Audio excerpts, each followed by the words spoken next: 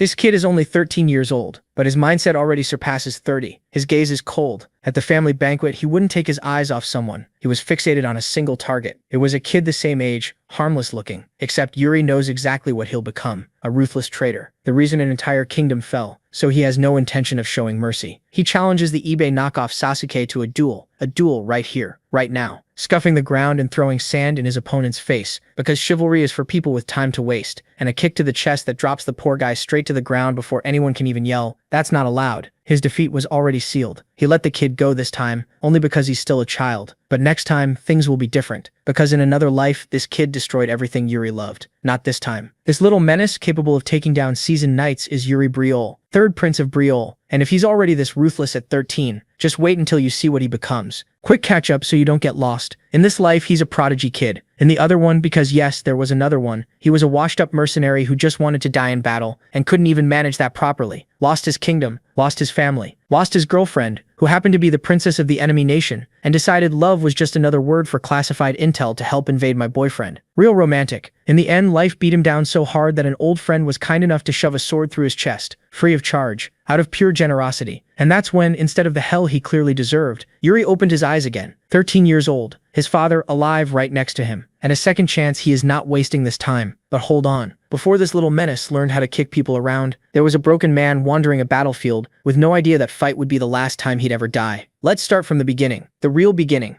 This story starts in a small village where people whisper about a mercenary running wild across the battlefields, a madman who fights like he does not care if he dies, and actually looks disappointed whenever he survives, no matter which side he fights for. Wherever there is a battle, there is one man who seems to want death more than money. His name is Yuri Briol. He is the third prince of what was once a great royal family, and the man blamed for his kingdom's fall, left as its only survivor. To understand that, we need to go back 10 years to when he was only 18. Every night he spent his time gambling at the casino with his friends, including Hernando the court mage who kept insisting it was time to leave before they were late again. But trouble starts when some men accuse Yuri of cheating. He quickly makes it clear they should not mess with someone like him. The problem is they do not believe he is royalty and use the chance to insult the king, calling him a fool for provoking the empire and making the war even worse. As you can guess, Yuri does not take that well, and beats them badly, leaving the casino floor covered in blood and making him late for a meeting with a very important woman, Trina Avarna Grandshane, the princess of the enemy empire. She complains that sneaking there unseen took a lot of effort, and warns him again to be more careful with what he does, and says, that is enough for Ivarna to throw down the necklace he gave her, telling him to give it to some other woman he actually trusts. Then she walks away. Left alone, he wonders how he can get her to forgive him, not knowing their whole talk was overheard by someone with bad intentions. After that, the shaky peace between both sides finally breaks, and the empire stops with simple threats and starts taking the border through small raids, until one night Yuri wakes to screams and destruction, only to discover the empire has invaded his kingdom. That is when the tension turns into a real war with no end, and countless losses, including the disappearance of his father Yuri Briol, known as the strongest man on the continent. With Yuri gone, the war starts leaning toward the empire, which keeps winning battle after battle. At first, Yuri thinks it is luck, until he realizes Ivarna betrayed him, using everything he told her during their relationship to strike when his kingdom was weakest. Worst of all, even with all the proof in front of him, he still wants to trust her. But a note with the word sorry is enough to confirm that his kingdom's fall will be her fault. Once everyone else had fallen, Yuri was the only member of his family still standing. The empire's strongest warriors threw themselves at him in wave after wave, and even though he had no chance, he kept fighting. They even surrounded him with dozens of enemies. But though he was ready to die, the few allies still alive stepped in and chose to die for him, saying that as long as he lived, the Briol family still had a future. With that in mind and carrying the weight of his whole people, Yuri had no choice but to run. He hid like a rat in abandoned houses, wondering what had happened to his father, whether there was still hope he might return, or if the empire had already killed him too. Then an enemy knight found him. Instead of fighting back, Yuri did the only thing that could save his family name. He begged for his life. Then came the surprise. The knight told him the empire would pay for its sins someday, said there was still time to escape, and that if he wanted to live, he had to run. So Yuri kept moving, holding on to the idea of revenge, but it does not take long for reality to hit him. It was all pointless bloodshed. Everyone died, and the only thing left for him was to keep fighting until someone killed him so he could see his loved ones again. And that brings us back to the present, where after another reckless battle, he is cornered by a different knight who tells him a selfish man like him does not deserve death, and calls him by his real name. That is when Yuri realizes the knights know who he is. But it gets worse. They say the kingdom's destruction was his fault, and the shock grows when the knight reveals his face. It is Lauren, one of the protagonist's old subordinates and the first person who gave his life to save him, someone who should have been dead. The shock leaves Yuri frozen, unable to move even when Lauren draws his sword and leaps at him, driving it straight into MC's chest. Yet the death he wanted so badly still cannot ease his guilt, and he can only think about how much he wants to fix everything. Then something happens. He opens his eyes again, waking up in his younger body, and at that moment a voice says it cannot believe he slept for 3 whole days. When Yuri turns, he comes face to face with his father, who should obviously be dead. That is why his first thought is that they both ended up in hell, which feels fitting after his sins, but his father jokes that it would make sense for him too, since for all his talk of honor, he did live a pretty messy life. Of course, the king follows that up by smacking Yuri on the head and telling him to stop talking nonsense. He still thinks this must be some kind of illusion until a leaf drifts down in front of him, and he looks outside and notices how peaceful everything is. This cannot be hell. He expected pain, sinners, and demons mocking the awful fate he earned, but instead, he is facing his father and brothers, the people he loved most in the world. The shock is so much that he faints. However, when he wakes up, he quickly realizes the truth. He has gone back in time, all the way to when he was just 13 years old, with the same events from back then starting again exactly as before. To him, there is no doubt that life has given him another chance, and that is why he decides to begin a very strict routine. He gets up early every morning to train, helped by Emma, his personal maid, who always greets him with a smile, but in the old timeline, or rather the future he remembers, she was killed right in front of him. He could only watch as she died before his eyes, unable to protect her. Those memories still hit hard, partly to wake himself up, and partly because he feels he deserves it. He lets Emma hit him after making sure he will not be locked up for treason. She does the job so well that the idiot shows up for training with his whole face swollen, and the others around him start laughing.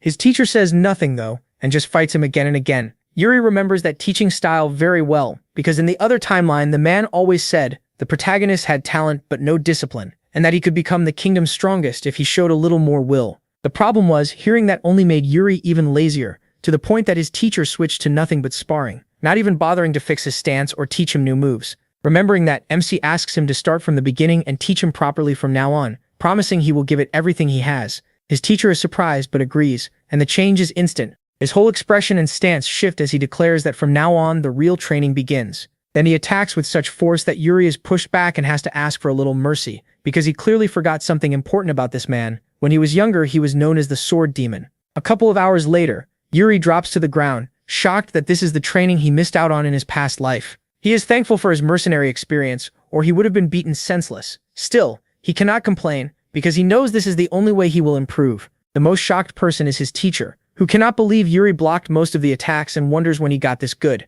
But they are interrupted when Emma rushes in, desperately looking for him, so he can meet Count Jonas, who has come to visit with his son. The problem is that the Count's son is the very man who betrayed the kingdom and opened its gates to the Empire in Yuri's past life, Got Barber, and the protagonist has no plan to let him get away with it this time. That leads us to a scene with his brothers, his father and the Count, who points out how much MC has changed since the last time he saw him. He says MC has better manners now and even his body has improved, comparing him again and again to his son Got. Of course, what also stands out here is the way he stares at the poor guy with a murderous look that not only makes him deeply uncomfortable, but also alerts Yuri's second brother, who asks if something happened between him and that boy. The funny part is that the protagonist bluntly calls him a damn traitor, so even though his brother has no idea what he means, he still tells Yuri to put him in his place. MC knows there is still time to stop him from becoming one of the pieces that will drag the kingdom to its ruin. Then he remembers that in the other timeline they fought and he beat him badly, humiliating him so much that the protagonist starts to wonder if that was where the grudge began, the one that led him to betray them.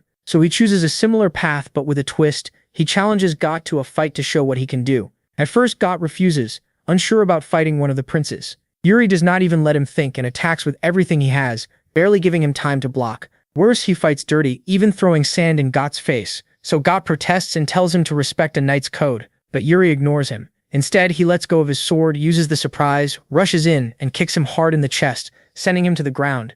Of course, Yuri knows that in his past life, this is the man who sold his father's honor to the Empire for information, so trusting him is dangerous. Still, MC also knows it came from sheer desperation, so he offers his hand and promises to help him avoid that path. He wants both of them to have the resolve to fight on. After that, Got leaves, and Yuri stays behind with his brother, who praises him. He says he did well and admits part of him thought he would lose, since until now he only seemed like a spoiled brat obsessed with gambling. The protagonist doesn't deny it, but says he plans to change, and that his brother should take that as a sign to improve too. That night, he goes to train with his master, who leaves him completely exhausted, and says it's time for him to learn a mana control method. More exactly, the special Briol family method, perfect for an heir like him. The problem is, Yuri already mastered that method in his past life and nearly reached its limit, so he wants to try something else, a technique he couldn't even attempt back then. To do that, he asks for the name of someone talented in the royal guard, someone with raw potential, and his teacher recommends Jared, whom Yuri remembers meeting near the end of his past life. The surprise is that what he remembers is nothing like what you'd expect from a prodigy. Back then, Jared looked average, pathetic even, and MC is amazed he survived that long. Still, he often heard him complain that he hadn't trained hard enough when he was young and hadn't used the talent everyone said he had. After thinking it over, Yuri gets ready to meet the man who may become his next knight and push him to become what he was always meant to be. With that in mind, he heads to the Knight Academy, where the rookies are training at full force. He quickly asks for Jared, and learns his teacher wasn't exaggerating when he called him the most gifted of the new generation. While everyone else struggles to put up a decent fight, Jared stands out without even breaking a sweat. The problem is that lazy attitude will eventually turn him into a dull blade, wasting all that talent. So Yuri chooses the same answer he used with Got, a fight. He asks the training officer to let him join, then picks Jared as his opponent. Even though Jared is about 3 heads taller, Yuri steps right in front of him and says he's heard a lot about him, asking to see what kind of knight he really is. Meanwhile, Jared has no idea what's going on and doesn't even care to fight, but he has no choice except to accept. The protagonist starts the match by throwing himself at him with surprising intensity, but the truly amazing one is Jared, who blocks him and keeps up without even moving, using sharp exact moves that make it seem like victory is already his, or at least that's how it looks at first. Because Yuri slowly starts reading the distance better and better, putting him under more pressure while matching his rhythm, until they're so even that Yuri suggests making things more interesting. Now they'll fight for real, and he attacks with one of his most advanced moves. To his surprise, Jared blocks it perfectly, though with some effort proving his reflexes are monstrous. But MC isn't the only one shocked. Jared realizes he can't keep taking it easy. So now he finally gets serious, to the point that Yuri knows he has no real chance of winning. Luckily, that was never the goal. He just wanted to push him hard enough to wake up his drive, and that means giving everything he has until he lands a clean hit, which he actually manages to do. Everyone watching is stunned by how well he fights for just a kid, and they immediately ask Jared if he was holding back. Jared says not at all. Even so, even though he's the one controlling the fight, for some reason he feels cornered, and the idea of trading evenly with a little runt frustrates him so much that bright blue energy suddenly wraps around him. Everyone panics. There's only one meaning. He's using a mana method against one of the princes. They yell for him to stop, but it's already too late. Jared charges at Yuri, who barely manages to dodge the next strike and loses several locks of hair to the force of the slash. There's no doubt that if he hadn't dodged, he could have lost his head. When Jared finally realizes what he almost did, he panics and begs for forgiveness. But after the shock, Yuri tells him not to worry and asks him to attack again, because now things are finally getting interesting. He rushes in again with even more intensity than before, and as Jared follows along, he sees that this brat's eyes are different. He's a maniac who gives 100% in every move and seems set on pushing him to the limit. Even knowing that, it works because Jared can't stop himself from reacting to the challenge and wanting to go farther than he ever thought possible. With that, his lazy stance disappears and turns fully serious. He can feel his blood start to boil harder than ever before, not even against stronger opponents, and without a second thought, he attacks again and Yuri answers so well that Jared admits this is the best fight he's ever had because for the first time in his life, he truly wants to win. He strikes with so much force that Yuri's sword snaps in two, officially ending the battle. Right away, the protagonist holds out his hand and tells him he learned something. Jared has hidden strength, unlike anyone else. Jared feels the same, admitting the brat showed the fighting spirit of a real warrior, not a younger prince. Then Yuri shocks him again, saying he'll have to answer for injuring someone from the royal family, so the poor guy runs off to get a first aid kit. Meanwhile, the other trainees congratulate Yuri for keeping up with one of their own. But they aren't the only ones who saw the fight. They soon realize it was all witnessed by Zenith, the captain of the Briol Royal Guard, who still hasn't finished processing the hidden gems he just found. After that, a few days pass until Yuri stops Jared in the barracks hallway and tells him to come along because they need to go somewhere very specific. Jared insists he needs to train, but MC won't back off. He reminds him that this new attitude and better discipline are thanks to him. In short, Jared owes him for stopping him from staying mediocre. Yuri knows he still has a long way to go before his body can match his mental strength, but that won't be enough for now. Then comes the surprise. They won't be going alone, but with one more person, Hernando, who was once one of Yuri's best friends in the other timeline, but is now just a beginner court mage. Of course, he barely knows him at this point, so Hernando also insists he has other things to do. The protagonist uses his status as prince to bribe him, offering to pay off all the debt he owes at the casino. Instantly, the poor guy's eyes light up. Still, he asks why he should trust Yuri when he's also a gambling-addicted psychopath, who says he should just trust him and take his word for it. But Hernando wants something more solid, an actual deal, making it clear that even if he's a prince and all that, his word alone isn't worth much. Yuri even asks Hered to witness his good faith, and cornered like that, the blonde finally agrees, accepting on one condition: MC has to be honest and tell them where they're going and why he needs both a knight and a mage. At last, Yuri admits their destination is Sword Mountain, and the mission is to help him raid his ancestor's dungeon. To get there, they start through a network of tunnels hidden right under the palace, which he says leads straight to the mountain's entrance, a place tied to a powerful legend about his ancestor, one known across the empire. What the others don't know, but Yuri saw with his own eyes in his past life, is that after the empire invaded Briol, they discovered the legend was true. There really was a huge dungeon inside Sword Mountain where the first leader of the Briol family had hidden treasures.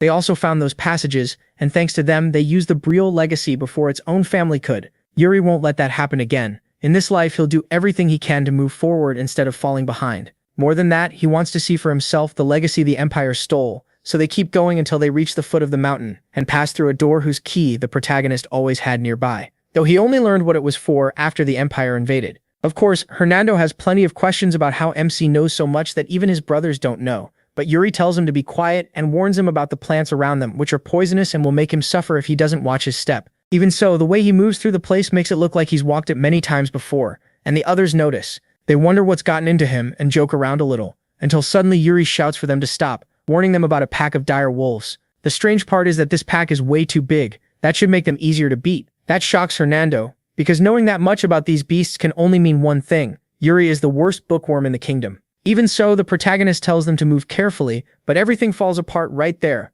Hernando ends up stepping on a twig, and the sound is enough for a wolf to leap at him. It would have killed him in seconds if not for Jared stepping in and cutting its neck in one strike. The impressive part is that without knowing anything about these creatures, he used mana. He saw the fur was too tough for a normal hit, so Yuri praises him, but also points out a huge mistake. It not only alerted the rest of the pack but the Alpha too, and it orders the attack right away. So within seconds, they're surrounded, and Jared decides to take charge, dropping them one by one. The problem is, it's still not enough, and the wolves start gaining ground. That's why Yuri orders the mage to join in and show why his father trusts him so much. He gladly agrees, releasing dozens of fireballs he controls with skill to turn the wolves into ashes. After that, even more monsters show up, but they beat every one of them and finally reach the top of the Sword Mountain, where there's absolutely nothing. Jared even asks if this is really the right place. Yuri ignores him and starts to search, until he spots a tiny glowing red point sticking out of the dirt. After digging a little, it turns out to be the hilt of a huge sword. The odd part is that at first glance, it doesn't even look like it's been buried for centuries.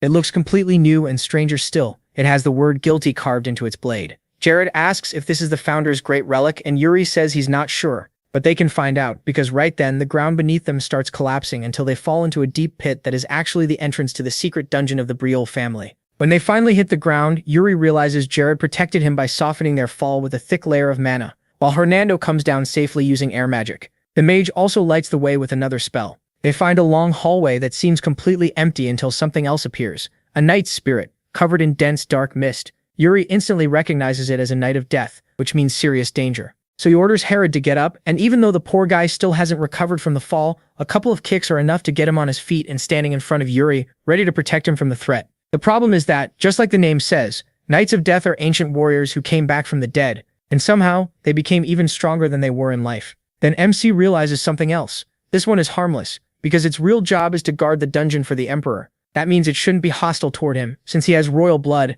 and his guess is confirmed when he steps in front of it, and the knight draws its sword, not to attack but to drive it into the ground as a sign of respect. Of course, Hernando nearly has a heart attack. Then things get even stranger when the knight speaks, saying Yuri's arrogant attitude is just like Yuri Briol's, a name they recognize immediately. He was the famous swordsman who conquered the continent with a single sword, the founder of the kingdom they now live in. Curious, Yuri asks if he's the first one to enter, and the knight says yes. Only descendants of the Briol family can draw that sword, the same one he used in his time. That's why he asks what he plans to do with this place. Yuri introduces himself properly, and demands the founder's legacy as his rightful inheritance. The dungeon falls into complete silence until the knight tells him to follow, since this is exactly why he was placed there. As they walk away, Jared can't shake the feeling that something is very strange about all of this. Yuri tells him to stop wasting time and come along. And the shock comes when his words mix with flashes from the other timeline, which of course Jared doesn't understand. He assumes he's just stressed by the whole situation, and soon they reach a group of crystals. The knight simply tells them he hopes they are worthy.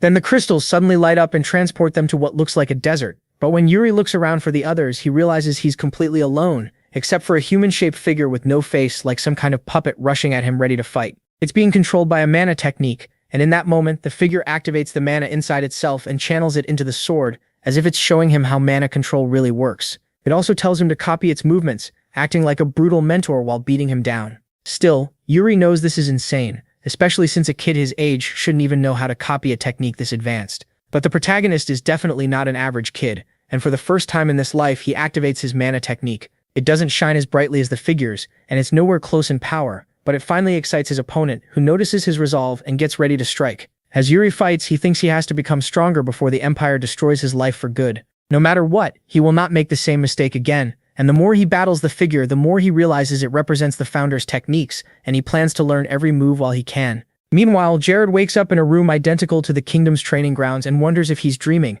until he senses something nearby. It tells him to attack, and he comes face to face with a perfect copy of himself. At that point, he's sure beating himself is part of the Knight of Death's trial. The strange thing is that unlike the figure facing Yuri, this other Jared can speak, telling him to stop fighting his fate. It reminds him that he became a royal guard because he wanted an easy life, so he should stay away from the prince if he doesn't want his life filled with hardship. That hits him hard, and for a moment Jared thinks the old him would have agreed completely and gone back to the palace already. But remembering his fight with Yuri reminds him that out there's more than just comfort. He also wants the thrill of achieving something, so he tells the copy it's out of date. He's not the same anymore. A sword that's already been swung can't be stopped by empty words, and he won't hesitate. The clone instantly activates its aura and attacks with a blow that is powerful but very simple, and Jared blocks it with no trouble. He realizes his opponent fights exactly like his old self, lazy, using basic strategies and always avoiding even the smallest risk. It's a totally dull style, and now he looks down on it. He lands several clean hits until he knocks the clone down, calling it painfully boring. Then out of nowhere the clone starts melting and turns into a giant clay golem, its true form, the same kind Yuri must be facing right now. Before attacking, Jared prays that MC can overcome his own trial too. With that, we return to his battle and see the desert has changed. What used to be endless dead sand is now a wasteland filled with broken swords. Worst of all, one of those shattered rocks may as well be Yuri's body. He can't even move or run as the figure comes closer, ready to finish him. It strikes, leaving only the impact and trails of mana behind. Luckily, from another angle, the result is nothing like we expected, because in the final instant before the hit landed, Yuri managed to grab his sword and properly activate the mana method, landing his first direct hit of the entire fight. Of course, he knows that never would have happened without that brutal training and the beating the Founder gave him up to now. But when he sees the figure's sword begin to crumble, and the figure itself slowly fade into the air, it even says goodbye, which can only mean time is up. Yuri uses that moment to thank it for everything it taught him. After that, Jared and Hernando return to the cave where the Knight of Death is already waiting. It explains that what they just experienced is the Founder's inheritance. He left part of his consciousness behind for the first Briol heir who managed to reach that place. Yuri remembers that in his past life, the mountain was completely destroyed by the Empire, which means they never could have completed the Founder's trial back then. What's even more amazing is that the mana method he was taught wasn't the one the Founder used in his prime, but one he developed in his final days, after gathering everything he had learned in life. In other words, techniques nobody else knows. On top of that, the dungeon was built to open only at the right time, which means the only thing the knight can tell him is its name, the soul separation technique. But that's not all the dungeon holds, because the Knight of Death tells him to kneel. They're about to pass on the Founder's legacy, and to receive it, he must swear never to fear their enemies, act without wavering, follow what they believe is right, and carry the duty of Briol to the very end. After each vow, Yuri answers with a loud yes. The knight grabs him by the hair and forces him to meet his eyes, telling him to remember this well. A Briol never abandons home, even if it means death. That is the Founder's legacy. Yuri's eyes shine in a way that makes it clear he understands it now more than ever. After that, they return to the palace, and a few days later, Emma wakes him up very early in the morning, saying the time has come and scolding him for staying up so late the night before. Yuri explains he had something he needed to find. He does not tell her much, but he had been searching the royal family's old records, until he found a small note saying the Founder was not an only child. He had a brother, a man who left home and vanished from history without even leaving a name. That man was the Death Knight who showed Yuri the truth, and most likely the real owner of the sword, someone who gave up any glory to serve his brother and the kingdom until death. Then Emma reminds him that her father is calling for him. She does not know why, but the order came right after he met with Hernando, so the protagonist realizes the mage told his father everything that happened that night. It is not really surprising since Hernando warned him he would. So Yuri has no choice but to go to the throne room, where his only proof for everything that happened used to be his word alone. But now he has a new sword to back it up, and at first his father says little. He simply walks up and points out that Yuri's attitude has not been the same for a long time, and he wants to know what changed him. MC hesitates for quite a while, but in the end he admits part of the truth, saying he had a dream where he lived through a crime he committed, one that made everything fall apart. His father asks what crime he means, and Yuri says it was failing to protect Briol to the end. In that dream, the kingdom was trapped in a war, and many people were slaughtered. Even though he tried to protect them with everything he had, he failed again and again until the kingdom fell, and he made the most cowardly choice of all. He ran, leaving behind his honor. In the end, he died. Most important of all, after waking from that dream, the necklace his mother gave him was gone, so he feels that the dream was a warning from her, a way to give him a second chance. The problem is that while his father wants more details about who started the war, Yuri knows it is too soon to mention the Empire, so he says it was done by an army he could not identify, which only leaves more questions behind. Even so, his father is just glad that the change is for the better, and Yuri thinks the only thing he wants is to make up for his sins. Then his father says there is something else they need to discuss, and that it is time for him to draw his sword. At that point, we learn more about the king,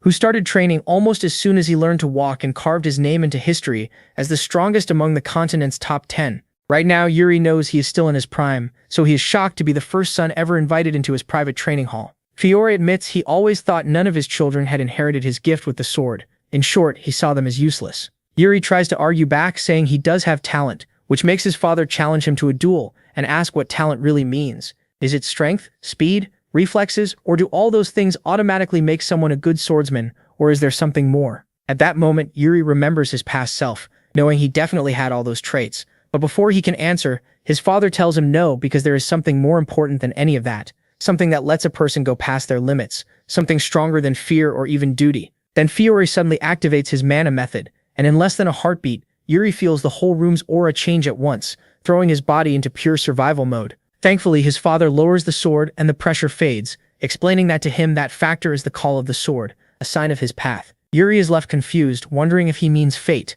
He starts to think that in his past life he was never meant to follow the path of a swordsman, while in this life something has changed.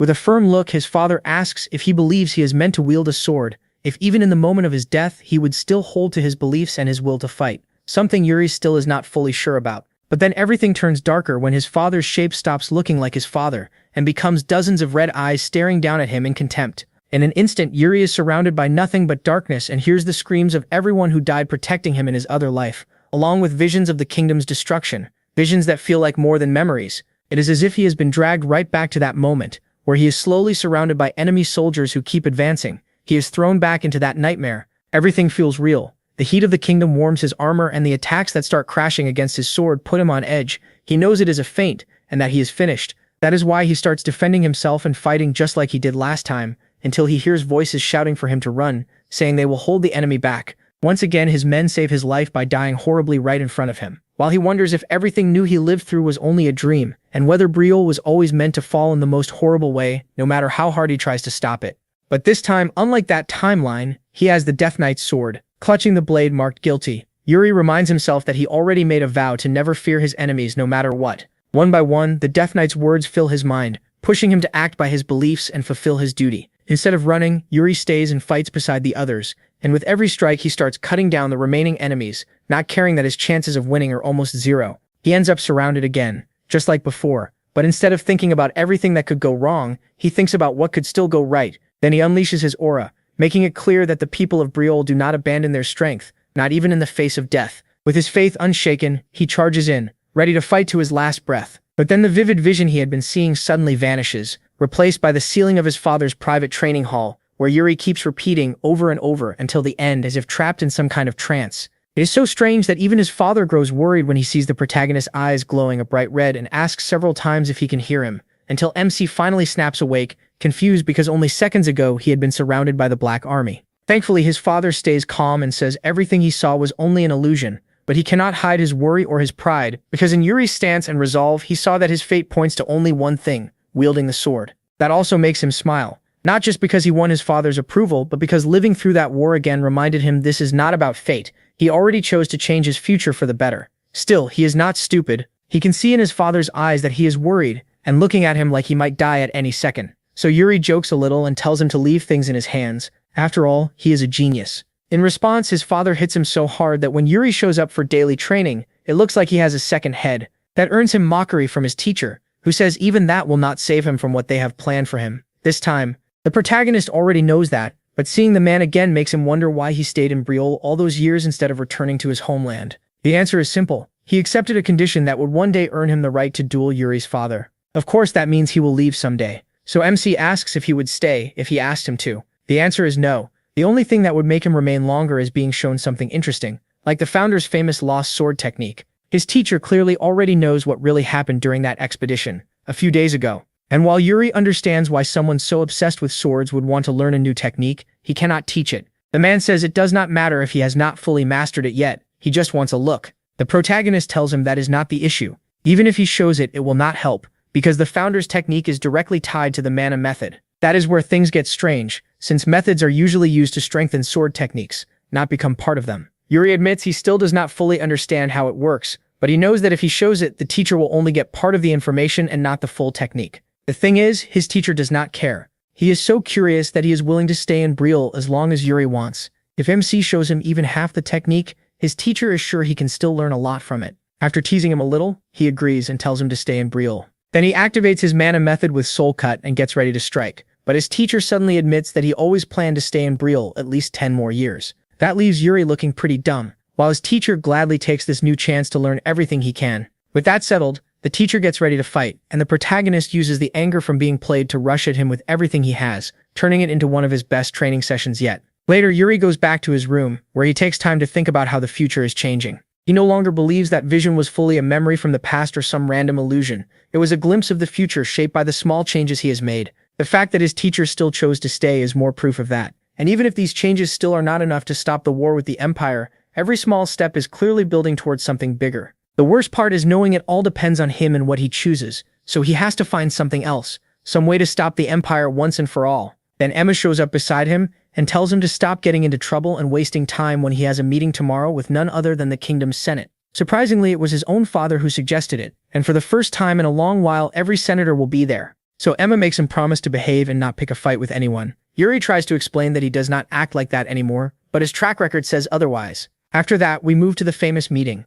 where the main issue is, of course, the founder's sword technique. Several dukes keep insisting they cannot let the prince use a mana method that has not been approved. What should have been a serious talk about running the kingdom turns into a power struggle, a complete circus where the real goal is just to challenge the king. And that is when Yuri finally understands why his father never bothered attending these stupid meetings. Some dukes argue that if the method was left behind by the founder as a legacy, then it should not need testing. But the real question they raise is whether it truly belongs to the founder at all, or if MC made it up while hiding behind fake concern. Yuri finally speaks, pointing out how absurd it is to call a full meeting just to talk about him and his mana method when there are bigger issues, including the fact that he knows most of them are traitors who will turn on the kingdom the moment the Empire attacks. Of course, it is his guard who cuts in, saying it is still too early to make a final judgment, since mana methods can cause different side effects depending on the person. The dukes twist that into proof that nobody can say it is safe, and claim Yuri should be banned from using it. What is worse, some of them even dare to say that this does not necessarily mean anything bad, but the people against him are the majority,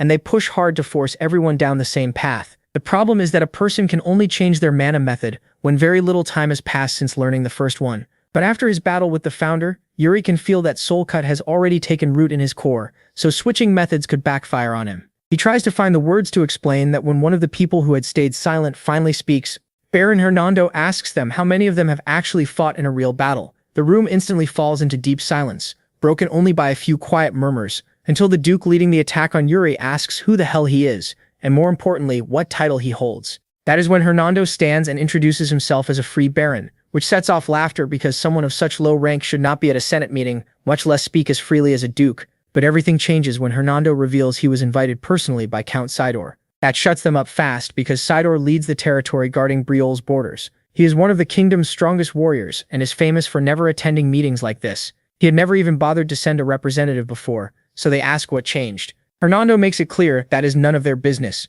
What he can say is that this whole conversation is stupid, because the type of mana method does not matter much on a battlefield. If they had really been warriors, they would know that. In the end, what matters most is the person using it. Yuri jumps on that point, saying no one should question the founder's mana method, and that no matter what they think, he has already made his choice, he is going to learn it. Hernando backs him up, saying they should follow the founder's will because there is nothing dangerous about it. If anything, trying to change it is the real insult. His words are a little harsher than that, so they warn him to watch his tongue. He apologizes, saying life on the battlefield fighting orcs can ruin a person's manners. After all, the orcs do not care what mana method the person cutting off their head is using. It seems like the argument is over, when someone else tries to claim Yuri is still too young to make that kind of choice. But he reminds them that the only way to know whether the method is safe is to use it, and between him and Hernando, they shut the critics down again and again until the dukes finally snap. They practically tell Hernando to go back to the border, saying all it does is drain resources, and that is a low blow because everyone knows it is a brutal land where soldiers die every day to monsters, including Hernando's lifelong friends, whose bodies he himself has had to identify after each massacre. So no, they do not waste resources for fun. They need them because the orcs never rest, and they are the only ones holding them back to protect the kingdom. That makes Yuri remember that in the past, a huge massacre happened around this same time, because of conflicts between Briol and the Klein army, which the orcs used as their chance to attack. So he asks how things have been lately, and Hernando tells him they are more tense than ever. Many towns have been completely destroyed, and at that moment Yuri realizes the timing matches and it could all be tied to the Duke's son. Clearly though, his reaction catches everyone's attention, so he decides to leave, saying that instead of wasting time on useless talk, there are many other problems they should be handling. With that, he walks out. Still, his attitude does not go unnoticed by Hernando, who that same night contacts Count Sidor and tells him everything, including the rumors that Yuri has changed and the determined look in his eyes. In the end, the Count decides the protagonist is worth looking into, and orders Hernando to learn everything he can. Hernando agrees and spends a while looking out, thinking about how peaceful the capital seems until something catches his attention. Yuri moving through the streets in a hood with the look of someone about to do something important. Of course, Hernando follows. MC is not alone though. He is with Hernando, who has no idea where they are going, and keeps acting paranoid, reminding him that he is not allowed out this late, especially without permission. But his attitude changes when Yuri reveals they are not going just anywhere. They are heading to a casino, specifically the biggest illegal casino in the capital, and since Hernando knows where it is, his job is to guide him there. At first, Hernando refuses, fighting the gambler inside him that wants to throw away every coin he has. But when Yuri says he has to do it for the good of Briol, the best excuse possible, everything changes, and he happily leads the way. Then he explains that in his past life, 3 people caused chaos and indirectly helped bring about the fall of Briol, the leader of the underworld, a business tycoon who ran the most successful merchant guild on the continent, and last a notorious assassin who beheaded the underworld boss and took that place, starting an age of terror in Briol's streets. Those are the first pieces he needs to move, so he starts by visiting the casino, where they are welcomed by Cory, a professional loan shark and the current leader of the underworld. He greets them so politely that Yuri instantly realizes Cory already knows who he is, and Cory says he could not let them visit his place without greeting them in person. Since they are being honest, the protagonist makes it clear he did not come just to play a few games, and Cory understands that right away, inviting them to sit down so they can talk properly. The only one unhappy about any of this is Fernando, who really did come to gamble, but Yuri shuts him down, then reveals he came to ask for a loan for an investment he has been planning. What is interesting is that he could have gone to a bank, yet he came here instead. Cory tries to question him about it, but MC refuses to say exactly why he wants the money, only that he plans to buy Magranja, a species from the Klein region that will soon become far more valuable. Hernando immediately calls it insane, and Cory points out that it is mostly used in luxury perfumes and little else. But Yuri insists he knows exactly what he is doing, which leaves them both wondering how he can possibly be so sure about something like that. Then Yuri asks how much Cory is willing to lend him, not as the prince, but as him Broly. After thinking it over for a moment, Cory simply slides over a promissory note and tells him to sign it. They leave hardly believing it was that easy, or that he would hand over that much money. As for Hernando, the poor guy is just upset that Yuri dragged him along.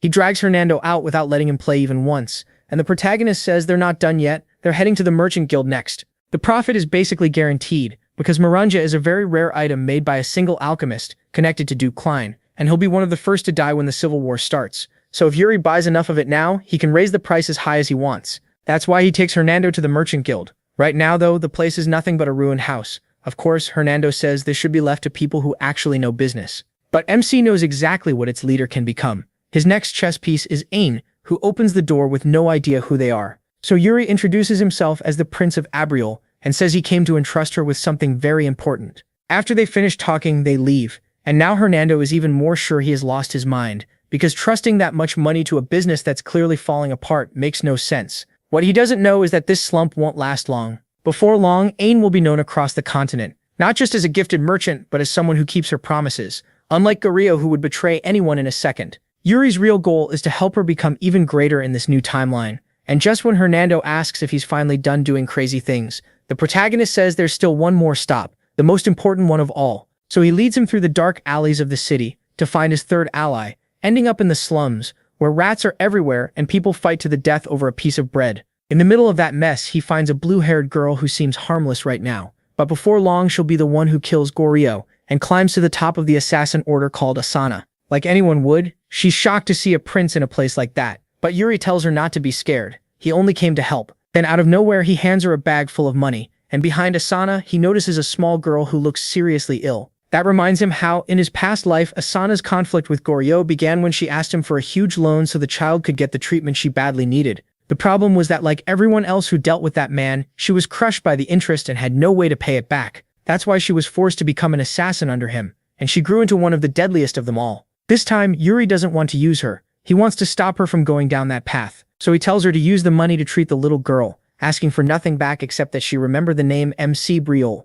After that, he just heads back home, and Hernando asks why he'd give so much money to a beggar. Yuri's answer is simple: it's an investment in the future. In one night, he built ties with people who will matter later. At this point, his plan is almost complete. He only needs one more piece. Then, out of nowhere, he asks Hernando what he saw in the founder's tomb. Hernando goes quiet before answering. In his vision, he was gambling in one of the biggest casinos in the empire. That doesn't surprise Yuri at all. He just asks him to keep what he saw a secret. But that clearly doesn't last long, because the next day, Yuri's father summons him and asks where they were last night. Hernando answers honestly, admitting him dragged him straight to the biggest casino in the kingdom. That shocks the king, but the bigger surprise is that Hernando keeps the protagonist's real secret, insisting all they did was gamble and lose all the money they brought. After that, they just walked around because Yuri wanted to see how ordinary people live. Then they went back to the palace without any trouble, and he sticks to that story no matter how much the king presses him.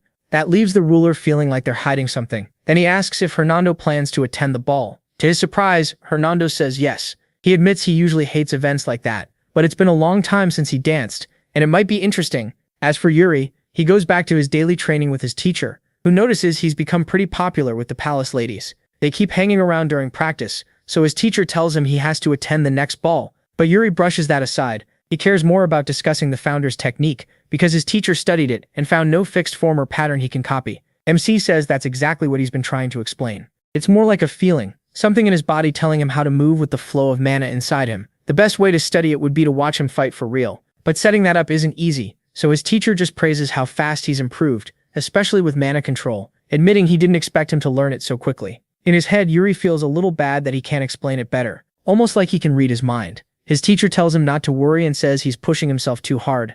After all, he's already done far more than any boy his age, and he's still growing. Yuri quickly shrugs that off and says they should train again, this time with real swords to make it interesting. Without hesitation, his teacher agrees and takes his stance. He suggests a bet. If he wins, his teacher has to go to the ball, and if he loses, nothing. His teacher cuts him off, saying the bet is pointless because there's no way he can lose. That's all Yuri needs. He charges at him, ready to make him eat those words. He does lose, but the interesting part comes with a scene change. A few days later, when several carriages pass through the city gates. Inside one is Jorge, the second prince of the empire, along with someone we already know, Trina, who says she's excited because there's someone she's wanted to see for a long time. Most likely that awful girl means Yuri, who at that very moment stands still like a doll while Emma finishes getting him ready for the big ball. The whole time, he keeps complaining about how flashy the outfit is, but once he's ready, he offers Emma his hand and asks her to dance with him so he can practice. What seems like the start of something sweet falls apart fast when she looks at him suspiciously, worried he might step on her foot,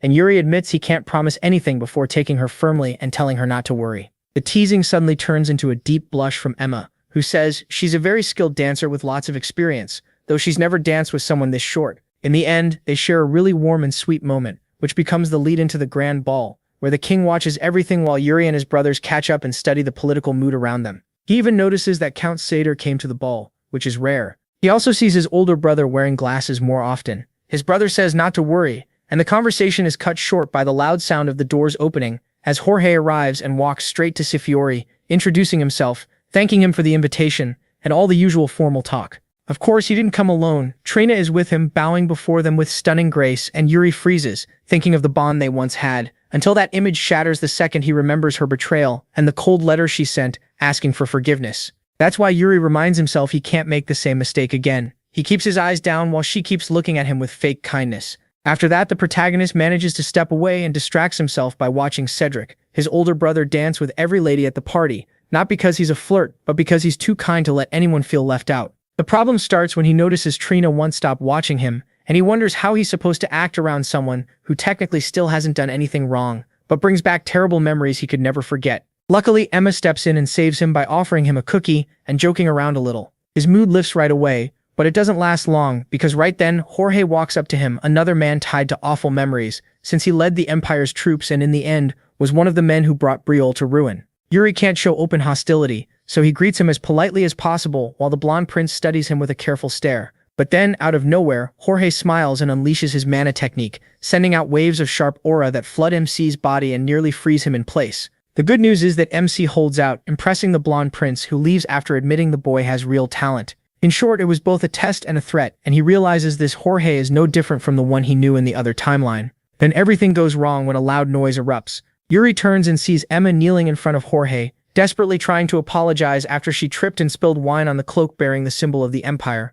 Jorge instantly notices the worry on the protagonist's face, and instead of saying it's fine, he smiles, draws his sword, and warns her that she has made a very serious mistake, one that by the laws of the crown, under crown law, that crime should mean death. Yuri knows it was no accident. Jorge did it on purpose to show power. In Briol, though, everyone saw Emma spill the wine, so all the blame falls on her, and Jorge keeps pushing it. He repeats that she must pay, saying beheading her would be enough to restore his honor under the law. Then he throws MC the same smug look as before. Even though MC looks ready to lunge at him, his father steps in first and says if Jorge wants blood, he can take it from his own people. Right away, Jorge puts away his sword and apologizes, saying the Empire and Briol have always had a good relationship until now. Fiore agrees, but warns that if this disrespect keeps up, he will not stay patient. Then Jorge brings up the time Fiore himself executed one of the Empire's knights. He says the Emperor let that pass to keep the peace without demanding any punishment, and argues this is the same kind of case. So according to him, Briol should execute the maid to make things even. He claims he does not want this. He is only asking for justice. That leaves Fiore trapped, and by now even Yuri understands that going against Jorge means going against the Empire, and his mind fills with countless ways this could end badly. But there is one thing that matters now. He made a vow. The people of Briol do not throw away their honor, so even if this could make everything worse, Yuri still steps forward and says Emma is his personal maid, so her mistake is his. In other words, he is ready to take the punishment in Emma's place. To everyone else that sounds insane, but not to Yuri. He feels like all this time is borrowed anyway, and he does not care if he dies doing the right thing. That said, he is not planning to die quietly. He asks Jorge to settle this with a trial by combat, instead of an execution. That shocks Jorge so much he bursts out laughing, and accepts, then asks the king if he agrees to settle it that way. Fiore hesitates, but he knows he cannot back down and shame Yuri, so he agrees. Jorge then says it would not be fair for them to fight each other, so he will choose the youngest man in his royal guard to represent him. After that, he simply walks away, and he thanks Fiore. Then he goes to Emma and helps her up after the terror she just went through, and she starts crying, asking how he could risk so much so easily. He tells her there is nothing to worry about, but then he notices Trina still staring at him. Part of him stupidly wants to talk to her, but he walks away instead. Everyone is watching him, including Hernando. A little later, Cedric stops him and asks what he was thinking. When Yuri says he just could not stand by and let them kill Emma, Cedric smiles and pats his head, clearly proud. Yuri takes those few seconds to enjoy being close to his brother. Then Cedric says something important. He offers to help, explaining Jorge's deal was not as generous as it sounded. Since the fighter replacing him is close in age to the protagonist, an accident could happen. In other words, they could kill him and get away with it. Luckily, Yuri already knows that, and even when Cedric offers to fight for him, MC says no. A prince has to finish what he starts, and his brother could not be prouder. He tells him to get some rest. He has a battle to win soon. Yuri thinks his brother is one of the kindest people he knows, and part of why he wants to save Briol is to see what kind of kingdom it could become under someone like him. The next day, he arrives for the duel. Jorge watches from the front row while Hernando is deeply moved, seeing his little boy in his first real fight. And Zanet adds that Yuri's opponent looks strong and steady, handling the sword amazingly well, even though he still is not a knight. So he wonders if the protagonist will really be okay. Hernando just smiles and tells him to watch MC's movements closely. Once the fight starts, he will see there is nothing to fear. Here we learn that among all the ranks a mage can earn in the magic tower, Grand Sorcerer is one of the highest. Only someone born with origin magic can receive it, and one kind is fate-revealing magic, which lets its user glimpse the world's destiny. Hernando is the only one who has it. That power lets him do all kinds of things, even win any game of chance. So weeks ago, when he was beaten in a game for the first time by none other than Yuri, he knew something strange was happening. No matter how much he tried, he could not read or predict his fate. Instead, he saw a strange vision of an adult, the protagonist fighting with inhuman resolve that left him stunned. It was the resolve of someone who fully controls his own destiny. From that moment on, Hernando watched him carefully, and eventually decided Yuri had no fixed fate. His possibilities are endless, and the final choice rests only in his own hands. That is why, with all this in mind, Hernando refuses to worry over useless things. Right then, MC tells his opponent to stop waving his sword around and fight, making it clear that he is ready. The other boy signals he is ready too, so Fiora officially begins the trial by combat. Not even a second passes before Yuri charges and leaves the other boy frozen at his superhuman speed. What is even more impressive is that he uses his mana method without hesitation, so his opponent barely holds on and needs time to adjust to Yuri's style. Little by little the fight evens out, but then things turn when the protagonist finally pulls back and proudly looks at the cut on his opponent's face, while the boy stays on guard the whole time. Meanwhile, Fiore goes stiff and asks Hernando what he thinks the result will be. Hernando only pauses to think a little longer, then turns just in time to see the other boys strike back with a burst that finally lands on MC and draws a lot of blood. Even so, MC answers with the same force, so Hernando has to admit he does not know. The king then asks if it is true. Hernando came to Briol, guided by the gods, and the boy says yes, but there is no need to worry about him leaving, because he still has a lot of work to do there. Still uneasy, the king asks again whether anyone will be badly hurt or whether something serious will happen in this fight. Hernando answers with a question of his own. Who does the king think is stronger? Without hesitating, Fiore says Yuri is not on the other boy's level, at least not in pure strength. Hernando only partly agrees, thinking that he truly came to this kingdom because of signs from the heavens. They showed him that the strongest people on the continent and the one who could change the world's fate were here. All this time he thought that meant Fiore, and since they were living in peace there was no reason to stay. But now, with one look at Yuri, he knows it is not time yet. Just then the other boy attacks, but instead of reacting as before, he waits for him. He stays still for a moment before fully activating his mana method and striking with the founder's technique. He no longer needs to test the field. It is time to end the fight. He does it by rushing forward at superhuman speed until his blade rests against the enemy's neck. At once, the poor boy is sure he is about to die.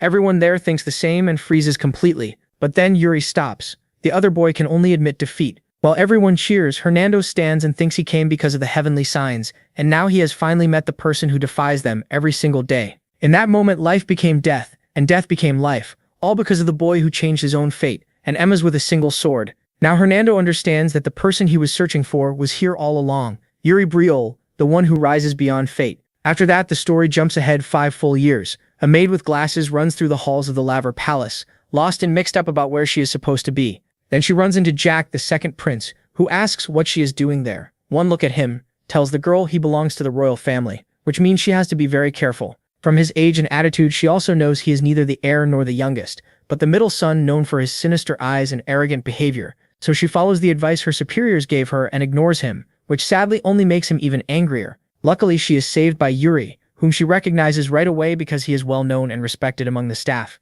He scares his brother off in an instant, and the girl gives him some cookies to thank him. What really matters now is that Yuri has not only grown older but stronger too. He has reached the Sog-Kyun state, which lets him use mana to reduce the strain on his hand while holding a sword, making him faster and more agile. He is now 18, and it has been almost half a decade since he traveled back in time. That means the war with the Empire is closer than ever, and the peaceful days are about to end. That becomes even more clear when he reaches the meeting room door. No one hears him knock because they are too busy panicking and yelling at each other. So he decides to help by covering his fist with mana and then blasting the door open before finally walking in. As crazy as that seems, nobody is surprised, and that is how he joins the meeting, where everyone insists they have no troops available to send to the Allied forces. So they plan to ignore the Empire's request. They're supposed to be allies, but one noble insists others can handle it. The weapons and the soldiers, Yuri sees it as pure selfishness. They only care about themselves. This matters a lot, and it happened in his past life too, when the Empire sent a call to them and other nations to join a huge alliance and launch a major attack on the orcs in the east.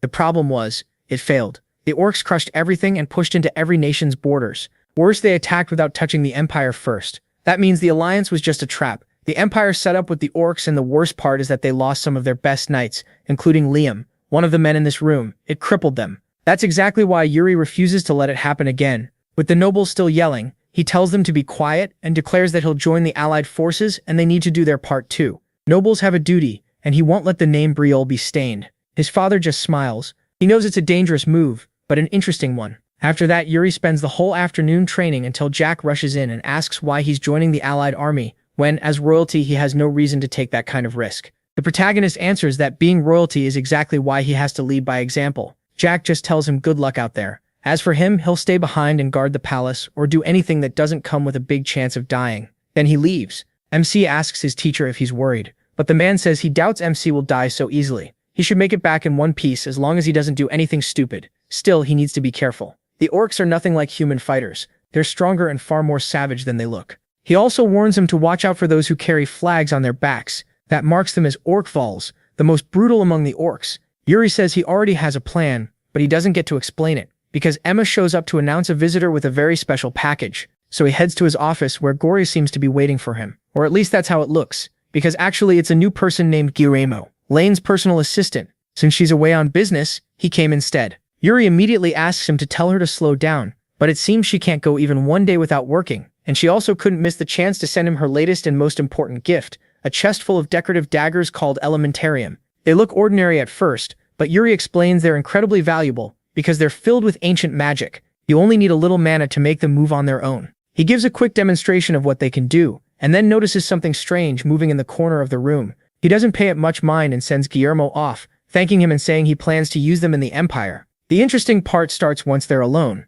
because then a voice says, "You can come out," revealing that the movement from before was Asana. In the end, she really did become an assassin, working for Yuri. Without wasting time, she tells him she did exactly what he asked, and left a warning note on Goryo's bed, so he'll know his place and stop messing with the kingdom's other merchants. She also asks if he's really going to join the mission against the orcs, warning him to be careful. Yuri makes it clear he won't be going alone. She'll secretly come with him and make sure everything goes right. Even though she's a deadly assassin, the girl blushes and says she'll always be there for him. A few days pass, and then it's finally time to leave. Cedric sets his work aside to give Yuri a proper farewell. The protagonist promises he'll make the name Briol proud. After a few jokes, they hug, and his father cuts in. That marks the start of the appointment ceremony, where he makes it clear Yuri is now responsible not just for his own life, but for every soldier from the kingdom on this mission. So he tells him that on the battlefield, he has to remember all the precious lives resting on his shoulders. MC knows he can't promise everyone will come back unharmed, but he can at least make sure they don't die miserably like they did in the other timeline. When his father asks if he can do it, Yuri says yes, but before he can finish, Fiora hits him with a crushing wave of killing intent, an aura so strong it leaves him frozen. Even though it's his own father, his body tells him on instinct that the thing in front of him is death itself. If he moves, he dies. If he does nothing, he dies. If he tries to dodge, he dies. No matter what, he dies. But unlike last time, now he can fight back. He activates his own mana technique and gathers enough strength to draw his sword and stop his father's attack. That was the final test before he could head to the battlefield, and Fiora congratulates him, saying this was his way of saying goodbye. Now he has only one thing left to say: come back alive. With that, it's Yuri's turn to speak. He steps in front of the crowd, introduces himself as he, the third prince of Fiore, and tells them they can trust him. So now it's time to march. Then the scene shifts to what looks like an empty dungeon. But inside one of the cells, an orc is being held captive, and in front of him stands the Count Sidor, eagerly waiting to meet the protagonist again. Speaking of him, the protagonist and the other Briol soldiers stop briefly to rest halfway through the trip. It seems like they still have a long way to go, but they're actually already near the border of Sidor territory. After that, they need to cross Gid to reach Balsac. A knight named Raymond, who knows the area well, says they're making great time. But then everything goes sideways when a voice behind him says in a dark tone that it was all his fault. It's Lauren, the first person Yuri saw die for him and the last face he saw before being killed in his past life. The thing is, Lauren is very much alive right now, and he kneels in front of MC, introducing himself as the son of one of the main nobles. He also admits how much he admires him after hearing what he did in that fight 5 years ago. Yuri basically became his inspiration and the living example of the code every knight should follow, so he's happy to serve him. The protagonist tries to keep himself together and gets saved by Raymond, who says it's time to move again. Then he warns MC that Count Sidar isn't known for being warm, so he shouldn't take it personally if they get a very cold welcome. Yuri already knows that, which is why everyone is shocked when they're greeted by a giant banner. It reads, "Welcome, Third Prince." And that's not all. All the knights in the area are waiting for them and giving him the highest honors. Among them is Count Sidar himself, saying how much he admires Yuri for joining the front lines at such a young age. He also asks if he already has experience fighting orcs. The protagonist says, of course, then quickly realizes that in this life he doesn't, so he covers by saying he has studied a lot and has the support of troops who've seen battle many times. Surprisingly, that doesn't discourage Sidar at all. If anything, he seems even happier and keeps smiling, saying he has a gift MC might like. Then he leads MC and a few of his closest men to a dark room. At first, everything seems normal until he locks it, and Yuri panics, demanding to know what the hell he's trying to do. Completely calm, Sidar tells them there's nothing to worry about, then lights the torches and reveals the orc. He explains they captured it to study the species and learn everything they can. Its habits, instincts, anything they can use against them. But now, more than a prisoner, it's a gift for Yuri, the best way for him to practice and get ready for what's coming. He thanks him though. Inside, he thinks Subdor is even crazier than he expected. Still, the madman has a point. When one of the protagonist's men looks like he might pass out from fear, Yuri asks what's wrong, and the soldier answers honestly. He says he never thought they'd go this far, and it feels like they're doing something horrible to a helpless prisoner of war. MC understands, and right then asks Sidor to open the cage and let the orc out, so the boy can have a one-on-one fight. Even though he was terrified before, that actually calms him down. He stays on guard, waiting for the enemy to move first. Then out of nowhere, the orc starts screaming and smashing its own face against the floor again and again, making it look like torture drove it insane. The boy turns away at once, saying he won't fight a defenseless prisoner. But not even a second later, the orc lunges from behind and slams his head with enough force that it would have killed him without the helmet. And it doesn't stop there. The orc grabs him hostage, and everyone gets ready to fight. But Sidor tells them to relax. Its tendons were already cut, so it isn't the real danger. The real point is what this shows them. Yuri steps closer and tells the soldier that this is a brutal, smart, ruthless creature. What he's looking at is an orc. And to make that point even clearer, he calls for an interpreter named Corey. Corey translates what the orc is saying. The creature demands that they lower their weapons right now or it will break the hostages' bones one by one. Yuri simply tells Hernando to handle it, and he uses a strange spell that freezes the beast for a moment. He uses that opening to pull the boy to safety in seconds. Of course, the orc doesn't take it well and starts roaring, giving off a terrifying aura. Yuri realizes this is no normal orc, and Sidor confirms it. When they found it, it was eating a knight alive. That alone is enough to make the protagonist's men want to tear it apart. But MC orders everyone to stay calm because the other cells are full of more like it, all waiting for a chance to strike. And if this scares them, the battlefield will be even worse. So their job now is to use this training and learn how to kill orcs. With that, the drill begins. They face the creature while Hernando stays near Yuri and Kidor to keep things from falling apart. As more orcs are brought out, the others attack one at a time. That way, every time they bring one down, the next rushes in. And if someone is about to get hurt, Yuri steps in, cutting them down with blades made from pure mana. Sadly, some of the boys only come away feeling how weak they really are. But Yuri reminds them this just raised their odds of staying alive a little longer. Tabor adds that keeping them locked up may be dirty, but those monsters deserve no mercy. When it's over, he asks them to follow him and see what the orcs are really doing. Then he shows them a cell packed with creatures far smaller and weaker. Half-orcs, the children of orcs and humans, born from the people those beasts kidnapped for their own amusement. The thought is so sickening that one of the boys nearly throws up, and Kidor makes it clear he hates those creatures and will keep hating them until the day he dies. Yuri understands then that everyone in this world has their own worst enemy. For him, the greatest evil is the Empire, but for Kidor, it's the orcs that wiped out his people and his own son. The next day, the Count asks Yuri to take Corey with them, revealing the boy is a half-orc who wants to help. He agrees and treats him like one of his own men. After that, they get ready to cross the border, a place known for unrest, partly because of the orcs, but mostly because of bandits, so they have to be ready because this is only the beginning. That becomes even clearer when the scene shifts and shows a small glimpse of the slaughter caused by the deadliest bandit in the area. Meanwhile, Yuri's group moves carefully, wondering how he'll keep things calm once the squad learns Corey is half-orcs. In the end, he decides to leave that to Hernando and asks Jared to scout ahead. Even though those areas belong to the bandits and the first plan was to avoid them, Yuri now thinks it's better to find them so they can take care of two birds with one stone. Jared hesitates at first, but after a little praise, he gets right to work. Raymond notices that Yuri clearly values him, but the protagonist insists he only brought him along because he's useful. Then he asks why Raimon fights, which catches him off guard. He can't even remember the last time anyone asked him that. Still, he says the answer is both simple and hard. He fights for Briol's safety. That's enough for Yuri to decide he can leave Raimon in charge while he joins Jared. That leads them to the bandits' camp, where they manage to capture one of their scouts. The man admits he's a rookie who was sent out alone. But what really catches Yuri's eye is the necklace around his neck, a bright red crystal that a beginner like him should never be able to afford. Luckily, the boy is willing to talk. He says it was given to him by his boss, who strictly ordered them to wear it while on patrol. He doesn't know whether it has magic in it or anything else, so Yuri realizes he'll have to figure that out himself.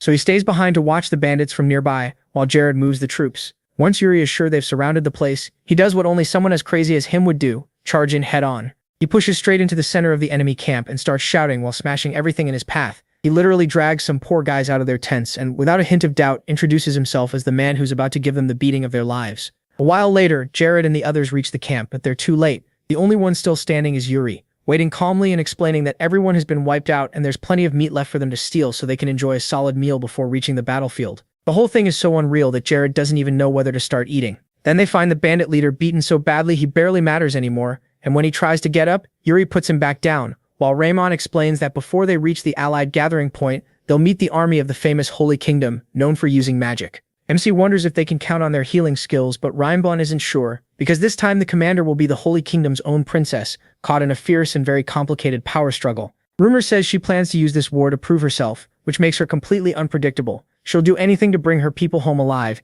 even sacrifice anyone who gets in her way. That leaves Yuri thinking about what they should do, and even though Raymond suggests learning more first, he says he'll handle it the simplest way possible by talking to her himself. With that decided, they head to the independent region of Guide, the last stop before Balzac.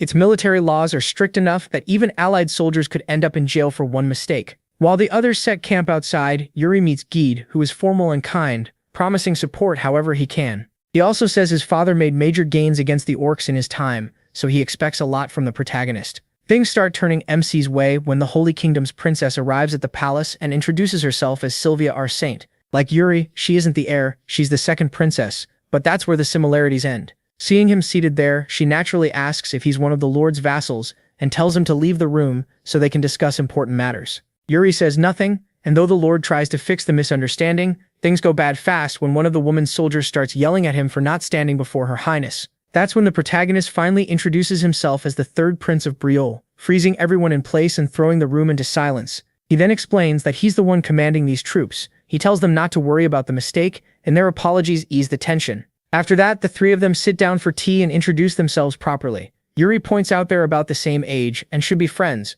mostly so they can drop the formal act before fighting side by side against the orcs. Though confused, she agrees, and that's when they start talking about what really matters. She explains that she came ahead of her army, and her troops should arrive tomorrow morning. Yuri says he hopes they make it in time and don't run into trouble. That confuses her. Does he doubt her people's loyalty? He says no, he means danger from outside, like the orcs taking a risk and crossing the border to ambush them. It sounds extreme, but it's not impossible. So while he doesn't question her soldiers' strength, he hopes they keep that in mind. Afterward, he meets with Hernando, who asks what the Holy Kingdom's paladins were like, and Yuri says they seemed so tense that he has a bad feeling. Sylvia is going to have a hard time. Still, what matters now is the bandit's necklace, which they supposedly bought in Gold's main market, the capital of the bandits. It's said to attract orcs like some kind of drug. When the expert explains all that to the sellers, they tell him to bother someone else, insisting no such thing exists. They're about to head back to camp when they notice their men pouring into an illegal casino. So Yuri and the others follow them inside to gamble a little and of course put them in line. Elsewhere, Sylvia leaves the palace and meets with Fernando, the Holy Kingdom's vice commander, who quickly starts trashing Yuri, saying that sending that idiot to lead is proof that Briol is in decline. Right away, she says there's no need to judge him so soon, but the man keeps going, saying MC dresses like a random mercenary, and that after this war he'll return to Briol in a coffin. Fed up, Sylvia says that's enough, then follows his advice and asks whether there's any problem with the troops still on the way. He says everything is under control, and she has nothing to worry about, all while wearing the exact face of someone she absolutely should worry about. Then he leaves to patrol, and she's left feeling he doesn't respect her at all. After that, Fernando and his men arrive at the casino where the Briol soldiers are playing cards in peace, and he loses it, yelling that they should show more respect and that they're completely undisciplined. He treats the allied forces like a joke and keeps ranting until someone grabs his shoulder. It's Yuri, asking who he is and what the hell he's doing. Fennec recognizes him at once and jerks his hand away, then goes right back to complaining that this lazy attitude doesn't just hurt him, it hurts his men too. They should focus on swords, not cards, and they clearly don't understand real battle. Yuri just asks again who he is because no one gets to discipline a prince. That shuts the bastard up. And then right on cue, Sylvia shows up. She tells him he should be out patrolling, not picking fights. Then she orders him to leave immediately. That only makes it even clearer that Fennec looks down on her. She ignores it and apologizes to Yuri. He says he gets it. Keeping every subordinate under control isn't easy. The whole thing makes her so uneasy that she just walks away. That makes the protagonist remember what Raymond said. The princess has very little power in the Holy Kingdom's struggle for the throne, and people like Fennec prove it with their disrespect. Still, that's not his problem. So he tells the guys to get ready for the next round. At the same time, Fennec corners Sylvia and asks if she's become friends with the Prince of Briol. To him, Yuri is a common, unrefined man who will lead them straight to defeat in this war. But before Sylvia can answer, they're interrupted by a messenger soldier rushing in with urgent news from the main army. Right that second, they're under attack by orcs. Sylvia wastes no time and prepares to head into battle, but Lord Gott steps in and suggests asking the people of Briol for help. That's the best way to reduce losses for their men and the allied forces. It's the obvious choice, but Fennec answers for Sylvia, calling it nonsense. The Holy Kingdom will handle its own problems, just like always. He even asks if anyone really doubts they can beat a few lousy orcs. Worse, Sylvia seems to agree. She thanks him for the concern, but says they can handle it. So they just leave, and Lord Gott mutters that they're stubborn bastards. Even so, he can't let them die, so he asks his ally to go find Yuri and the troops of Briol. There's no time to lose, or this will turn into a massacre. A few minutes later, the protagonist gets the message, including the fact that Lord Gott personally asked them to step in. That shocks Raymond, because it's absurd that he had to give the order instead of the Holy Kingdom soldiers themselves. Of course, Yuri already knows why that happened, so he tells the few soldiers left in camp to get ready to move. Then he sends Gott's subordinate to gather the rest of the idiots who stayed behind drinking at the casino. Looks like it's time for a little night walk. After that, they head out, and Yuri jokes with Jared that he looks pretty good for someone so drunk. Lauren takes the chance to say how impressed he is that MC not only forgave the bastards who insulted him, but also helped them without a second thought. That, he says, is what a real knight does. Yuri thanks him, but he can't stop thinking about how much the blonde has changed from his past life. It seemed crazy at first, but now he sees that if his actions can change big events, they can also change people directly. Still, all that fades away when they finally spot the Holy Kingdom forces fighting in the distance. Yuri tells everyone to listen up. This is their first battle against the orcs as one unit, so they need to stay together and remember that from now on he'll be the first into battle and the last to leave. He refuses to lose anyone, so while he covers himself in his horse and mana, he orders them to survive no matter what. But before we see him go all out, we jump back a few minutes to when Sylvia and her men still hadn't reached the battlefield. She admits she was careless, too confident, and too quick to ignore the protagonist's warning about the dirty tricks the orcs might use. Then they finally see the battle ahead and realize the kingdom's troops are still holding on. So they rush forward. Sylvia orders Fennec to charge straight in, because the plan is to strike the enemy commander at once. Thankfully, he doesn't hesitate, and leads his men into the attack while she activates her mana method, surging forward at incredible speed. The problem is that moving so fast keeps them from noticing the cursed skeleton waiting ahead. Once they're in range, it activates a magic circle that shatters the ground across the whole area, sending them straight into a trap they may not survive. In the middle of that panic, Sylvia starts remembering her life, especially the day her holy magic awakened when she was just a little girl. Everyone praised her, so she pushed herself to meet their hopes. She succeeded and even beat her brother in swordsmanship, but that became the worst mistake of her life. Once he saw how strong she was and what a threat she posed, her brother began pushing her away, sending her to the battlefield so she'd never reach the throne. Of course, what her brother and everyone at the palace really want is for her to die. Lying on the ground, unable to move, Sylvia understands again that the so-called honor they gave her was really a death sentence. That's why she's fought so hard to stay alive until now, and why she still has to live. So she gathers the last of her strength, forces herself up, and orders her men not to stop fighting. Then the nightmare gets worse. She feels liquid on her hands, but instead of blood, it's oil. When she looks up, dozens of orcs are surrounding them with torches. This wasn't just a trap, it was a giant furnace. Those bastards planned to burn them alive. A cruel but smart move that, along with the earlier ambush, proves they aren't facing ordinary enemies. These orcs have human intelligence and a demon's cruelty. Desperate, Sylvia looks for a way out, but there isn't one. She closes her eyes and waits for death, only to hear the protagonist's voice telling her to open her eyes. The next thing she sees is an orc's head flying through the air. Yuri asks if it was really so hard to ask for help and whether she's still in shape to keep fighting. Then he pulls her out of there. Sylvia admits she owes him one, but Yuri brushes it off. Meanwhile, his men wipe out the enemies, and Fennec walks up to apologize for how he acted earlier. He admits he'll never forget what he just did for them. Smiling, the protagonist accepts and says he only hopes they'll have his back when the time comes. The battle starts to feel more even, but everything changes when one of the orcs signals a retreat. The bastards decide to pull back now. That dirty tricks won't finish the job. Yuri immediately orders his men not to let them escape and starts chasing them. Then one of the orcs stays behind to block their path. It's an orc Val, exactly the kind of enemy MC is supposed to avoid. Prince the 1,100th freezes for a moment, almost looking weak, but when the orc Val fires a mana-charged arrow, the protagonist stops it with nothing but his sword, making it clear this fight isn't over and that he's ready to answer the challenge with everything he has. Still, he's not about to stand there and wait for the orc Val to move first. With the enemy still in sight, he activates his mana method and charges in alone. Seeing that, one of the stronger orcs tries to stop him by throwing a spear so fast that it reaches the protagonist's face in an instant, almost hitting him. Almost is the key word, because Yuri remembers one of the most important lessons his teacher gave him. Normally, you train to react to the unexpected, but his mana method lets him instantly sense everything around him and naturally find the best move in any situation. Put simply, the founder's technique guides him, not just away from danger, but toward the fastest, cleanest way to bring down an enemy. Even simpler, it's basically a kind of spider sense, and back in the present, that lets him dodge the spear even though it's only millimeters away from his face. His body also moves on its own, as he wipes out a whole group of orcs in one motion, but the fight is only starting. Now that they see him as the biggest threat, the others rush him in waves of 3. Normally he'd be at every disadvantage, and only an idiot would try to face them head-on. The difference now is that he's using his ability better than ever, and it's been so long since his last real battle that he's not about to waste this chance. Out of nowhere, he can even see the exact lines where his blade should fall to kill each enemy, the best possible path for his sword. So he doesn't hesitate and attacks, taking down every orc foolish enough to challenge him. Even so, Yuri notices he's slowing down. His body still can't keep up with his mind, but it doesn't matter, because when he finally looks around, almost all the orcs have already been defeated, and the only one left is only Orc Val is still standing, and he challenges him by throwing his spear the same way he did before. Of course, Orc Val blocks it and acts cocky when Yuri provokes him, but the protagonist just smiles. The throw was never meant for him. It was aimed at something right behind him, Then Orc Val's banner falls. The surviving orcs can't believe it and freeze when they realize someone has appeared who can stand against their leader. They stop running and stop fighting, too stunned to know what to do. The allied troops seize the chance and start their attack. In the middle of it, Sylvia asks Yuri if he's okay. Grinning, he says he could be better. Then he watches his men take control, killing some, driving off the rest, and winning the battle for good. After that, he asks how her first victory with the allied forces feels. Sylvia admits it feels really good and she thanks him right away. If they're alive, it's because of him. Meanwhile, the scene shifts and we learn Orc Val was one of the few who escaped. He explodes with rage over the defeat, making it clear he plans to get revenge. Back in Gita, Harad quickly gathers the few rookies left in the tavern and excitedly tells them every last detail of the battle. They're shocked, since they thought Yuri wasn't actually that strong and was just a lazy prince wasting the crown's money on gambling.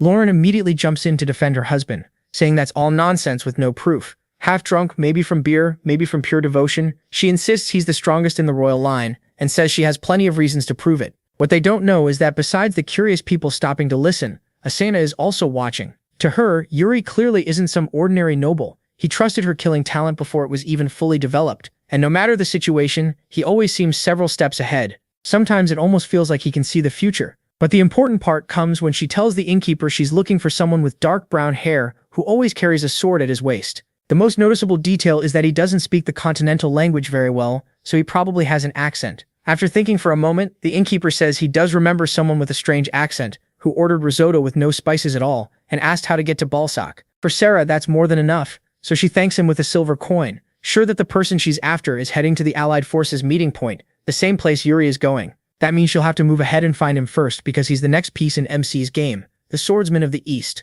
one of the 10 strongest people on the continent. As for him, the next day they keep moving. Using the Holy Kingdom's methods as an example, they set traps and barriers before camping for the night. Everyone works so fast that Yuri thanks Raymond for teaching them that kind of work. After that, he goes to watch the area, trying to picture every possible ambush. But then he runs into something awful. Corey getting beaten by his own allies, who call him a spy and harass him so badly that Yuri steps in and orders them to leave before he does something he'll regret. In the end, the only one left is Corey, who thanks him and asks him not to be too harsh on them, since he understands, at least a little, why they hate him. He adds that if the protagonist steps in over something this small, it'll only push him farther from his dream. That catches the protagonist's attention, and Corey admits that what he wants most is to do good work so that one day he can live among humans. MC knows that won't be easy, because the only reason Corey is allowed to stay with the soldiers is his role as a translator. Once the mission ends, his future will be completely uncertain. Even so, Yuri doesn't crush his hopes. Instead, he tells him to stay close to Arnando and learn magic, because he'll need some kind of skill if he wants to live among people. After that, the two of them head back to the finished camp, and Yuri meets with Raymond, Jared, and Arnando to rule out every possible way they could be ambushed. Jared thinks he's overdoing it, but he insists it's the bare minimum. They're in orc territory, and the odds of an attack are high, so high in fact, that right then, a messenger rushes into the tent shouting that they're under attack. When they run out, they face the worst-case scenario, a direct assault with firebombs, and even worse dark mana techniques also called witchcraft. After looking over the situation, Arnando says they probably don't have an actual witch in their ranks. They're likely using pre-made witchcraft bombs, so they need to stop whoever is throwing them. Yuri stays calm and orders the lines to spread out while he goes after the mastermind himself. Without wasting a second, he asks Arnando which direction the sorcery is coming from, and Arnando points east, so Yuri wraps his crow in mana to boost its power and sprints off at full speed. Then he spots a patched red flag tied to the sword of Orc Valet, and that's when he realizes it's the same Orc Valet from before, clearly back for revenge. Yuri gives it to him, charging straight in with an attack that sadly gets blocked by the giant, who then fires back with a brutal flurry of blows that force Yuri to retreat.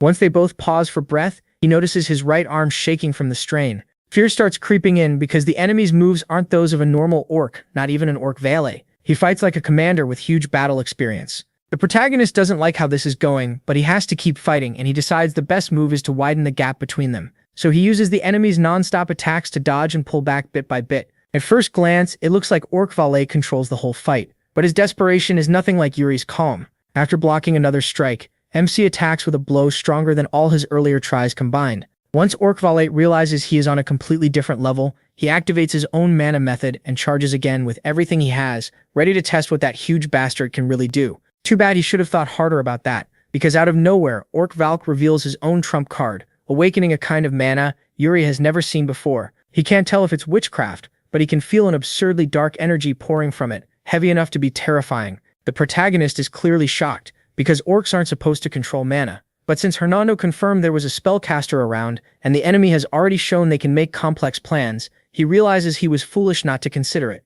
Still, instead of panicking, he gets excited and grins at the challenge of fighting one of the strongest orcs in the enemy army. That also means he has to go all out, so he uses soul separation. At once it reveals a bunch of lines across Orc Valk's body. They're blurry because he'll be hard to hit, but they all meet at one spot. His left eye. Orc Valk attacks again, but now Yuri knows exactly what to do. He follows the path of the sword until his blade drives into the move that should have won him the fight, except the monster is so strong he grabs the sword with his hand and pushes it away like it was nothing. As for the wound on his neck, he had already reinforced it with mana to reduce the damage. Seeing Yuri's shock, he just mocks him, acting like he's already won. Luckily, MC doesn't hesitate. He powers up his sword and yanks it free, cutting off several fingers. Orc Valk answers with an axe strike straight into Yuri's shoulder, and instead of just drawing blood, it pulls out a smile. He knows weak attacks won't be enough to bring this bastard down, and with no time or strength to waste, he takes his stance again. Orc Valk meets him with the same intensity, until they both strike and collide, causing a huge explosion of pure mana that can be seen from miles away.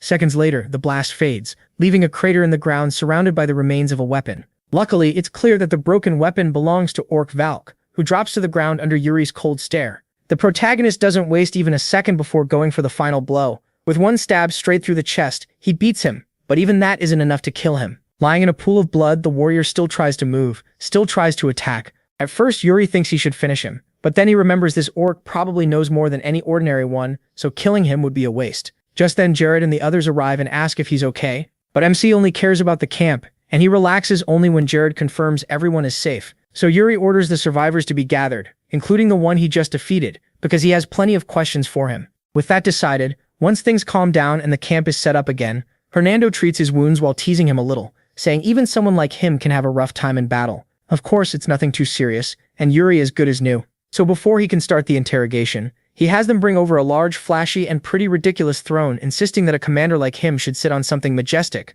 One of the soldiers even offered to build it, just for him. At first, Yuri looks horrified, but he still can't help smiling. He's even a little excited by the idea of earning real respect, so since turning it down would be rude, he sits and admires the fancy work on the throne, before announcing that the prisoner interrogation is now officially starting. That's when it hits them. The surviving orcs had been watching the whole time, staring at him with pure hatred, and of course they refuse to say anything, so the torture begins. They burn the face of anyone who refuses to answer every question. That's why Yuri warns them they'll get only one chance to answer with the truth, then asks who ordered the night ambush. The orc he questions starts yelling a stream of curses, and before Corey can even translate, everyone already knows it's all insults. Without hesitating, Yuri signals Jared. The playful look vanishes from his face as he turns serious, grabs the rope tied around the orc's neck and shoves his head into the fire. The screams echo through the whole forest, and even though it's an orc, the sight is so brutal that everyone freezes. Still, no one steps in, and the orc keeps twisting on the ground while the flames spread over his body. Once again, Yuri warns the rest he'll ask each of them only once, and their answer will decide whether he ends their pain or not. Then he grabs one of the mana-filled daggers and drives it into the orc's heart, killing him in seconds. He tells Jared to move the body so they can keep going. Then another prisoner suddenly speaks up, saying they know nothing because they're just soldiers, but the order to break off and attack them came from Rookvalk, so Yuri should spare the others and punish that bastard instead. The protagonist laughs at once, not because of the betrayal, but because he knows it isn't that simple, so he gets more direct, asking if the attack was ordered by someone named Akua. The name means nothing to Yuri's men, and they glance at each other in total confusion. What they don't know is that Okwa is the name of the famous Orc King, a monster so strong he was the main reason the alliance was formed, and the one who wiped out most of Abriel's knights in MC's past life. If they want to end this war, he's the one they have to kill. At that point, Rookvalk asks if he'll be spared if he answers honestly. He tells him yes, but that isn't enough. He wants an oath. Basically an unbreakable pact where both sides put their honor on the line. Yuri is surprised because that's not what he'd expect from an orc, but then Herod panics, saying there's no way they can let a threat like that go free. Even so, the protagonist insists he has everything under control. Then Orval confirms the order came from his tribal leader, but the original idea was Okua's. What he doesn't know is how they got exact details about the alliance's route, only that Okua found them and sent forces to intercept. It's so strange that even Herod steps in, pointing out how suspicious the timing is. Worse, that could also explain the ambush on the Holy Kingdom's troops. But Yuri still has one last question, just how strong is Okua? And at that, Orval smiles and basically laughs in his face, making it clear they're in trouble. Not even a dozen Orvalks like him would stand a chance against Okua, who is stronger and faster than anyone else in that world. Yuri doesn't deny how terrifying that sounds, but humans are far more cunning, and that becomes obvious when he brings out the red crystal from earlier. Instantly, Orvalk jumps up and snaps his restraints like he's desperate to take it. Then he lunges at Yuri, breaking their agreement on the spot. MC doesn't even move. He already has him surrounded, telling him that for someone who talks about honor, he doesn't deserve it. He had planned to respect the oath, but now it's clear he doesn't deserve that mercy. So Yuri orders him killed. After that, once they finish him off and the rest of the orcs too, they finally get a chance to truly set the camp in order, starting with treating all the wounded. The priest of German takes charge, but then Hernando arrives to help, followed by Corey, who keeps bringing bucket after bucket of water for him to purify, turning it into holy water that's not only blessed but also heals. That's why he asks Corey to help by pouring some over everyone's wounds. Corey obeys right away, amazed to see how just a few seconds of that man's magic can change people's faces from deep pain to pure relief. That's when he finally understands Yuri's advice. This could be his path. He could use magic to help people. After that, they keep working until dawn. And while German thanks only the mage, Hernando makes sure not to ignore Corey's effort, saying he deserves credit too. Sadly, seeing the damage from an ambush that wasn't even part of the main battle leaves German with a terrible feeling. Hernando argues it may not be as bad as he thinks and tells him to look around because even after such a dangerous fight, everyone survived and they're helping each other. Some care for the wounded while others lift spirits. Hernando decides to do his part too, sending a beam of energy into the sky and filling it with northern lights, which brings smiles to everyone there, including Corey, who uses the moment to look at him hopefully and ask if he'll please teach him magic. That catches Hernando off guard, and he admits it's been a long time since he heard that. Then he asks why Corey wants to learn magic, and Corey confesses that now he understands magic can make people smile, and that's what he most wants for his future. After thinking it over, Hernando says a half-orc who can use magic sounds pretty amazing, making it clear he's more than willing to take him on as an apprentice. But the important part comes later, because just as they're ready to move out again, several knights from the Empire arrive to meet them and ask to speak with Yuri before the official Balsak Alliance meeting. From the protagonist's reaction, it seems he already expected this, and he welcomes an Imperial Knight named Raoul. He introduces himself politely, explaining that he's part of the advance force and his team already reached Balsak, but since they found groups of orcs nearby, they came to warn them so they wouldn't be caught off guard. Yuri thanks him and asks who the knight behind him is. The man apologizes for not introducing himself properly, saying he's not exactly in the most honorable place in his career right now. Whatever that means, MC recognizes him and finds it ironic that they meet again like this, especially since he represents the darkest moment of Yuri's past. Then the knight gives his name, Graham, the same man who spared him in his other life and let him escape even though he had no reason to do it. Graham explains that he recently lost his title, but the protagonist couldn't care less and says it's still a pleasure, then asks if that means he's fighting in this war without any title or rank. Embarrassed, Graham admits that he is, and then Raoul cuts in, saying Graham did nothing wrong, his only mistake was having the wrong mentor. Even so, that's nowhere near enough reason to ignore everything he's done for the Empire over the years. Yuri doesn't say it out loud, but he agrees completely, seeing Graham as the most fair and honorable man he's ever met. So he simply says he's heard great things about him and asks whether he'd like a change, offering him a place in Briol's ranks. In his heart, MC knows that even though he hates the Empire's knights, Graham is different. He knows Graham likely paid a heavy price for letting him go, and he wants to repay that in this life. The problem is, without even thinking it over, Graham refuses. Yuri says that's fine. Part of him expected that answer. In the end, they continue on as planned until they reach the city of Balzac, which is much bigger than he imagined, and surrounded by an incredibly tall wall that must have been built by the most talented mages around. What matters is that as soon as they enter, Hernando warns them to be careful, because the place is full of powerful people who would swallow him alive for fun. Yuri assumes he means the Duke, picturing one of those bitter old men he has to deal with sometimes. That's why the real surprise comes when he meets the Duchess, a redhead named Mayrose, who is not only strikingly beautiful but also kind, greeting Yuri with great respect. When he explains that he's in charge of Briol's troops, she even starts flirting, asking how old he is. Yuri says he just turned 18, and she quickly says that's perfect since she's only 4 years older. Her flirting keeps getting bolder. At that point, the protagonist finally understands what this is. She's beautiful, but she's also clever, and she knows how to use that to sway people. Sadly, MC has too much bad history with that kind of manipulation. It doesn't matter whether her intentions are good or bad, he just can't see her in a positive way, so he tells her age doesn't matter. If two people share the same values, they can be friends no matter their background, age, or gender. It's basically a polite way of asking her to drop the silly games, and she takes the hint well before moving on with the formalities. She introduces Yuri to Brusen's allies, the men who will soon fight beside them. Then she says they should get to know each other before the battle, which makes Hernando hope she's just overly friendly. Meanwhile, Herod asks where the hell Brusen even is on the map, and Yuri explains it's a small country near the sea, known for being tough and steady. Right then, the commander leading Brusen's troops walks over and offers him a bottle of wine. He introduces himself as Jonathan and quickly pours him a glass, but Yuri bluntly asks if that's really wine, something that refined doesn't seem like it came from a plain place like Brusen. Of course, the polite smiles from earlier vanish right away, replaced by dark looks, and one of Jonathan's men almost lunges at him. Jonathan stops him, tells him to calm down, and asks Yuri if that was supposed to be a joke or an insult. He clearly wants to avoid a fight, but the protagonist doesn't back off. He asks what he'd do if it was an insult. Jonathan says MC should apologize for it. Still, he adds that maybe an apology isn't needed, since his attitude can only mean two things. Either he's the jerk the rumors describe, or he's testing them to see if they're truly worthy of an alliance. That's when Yuri realizes Jonathan is sharp. He stands and says there's nothing more dangerous than an ally you can't trust on the battlefield, so yes, he wants proof they can be relied on. Jonathan answers that a knight can only prove his worth with a sword, and that's exactly the opening Mayrose wanted. She tells them to follow her to the training grounds. Of course, Yuri and Jonathan won't fight each other directly. Instead, they each send chosen subordinates. The first is Laurent, the one who almost hit the protagonist for being reckless.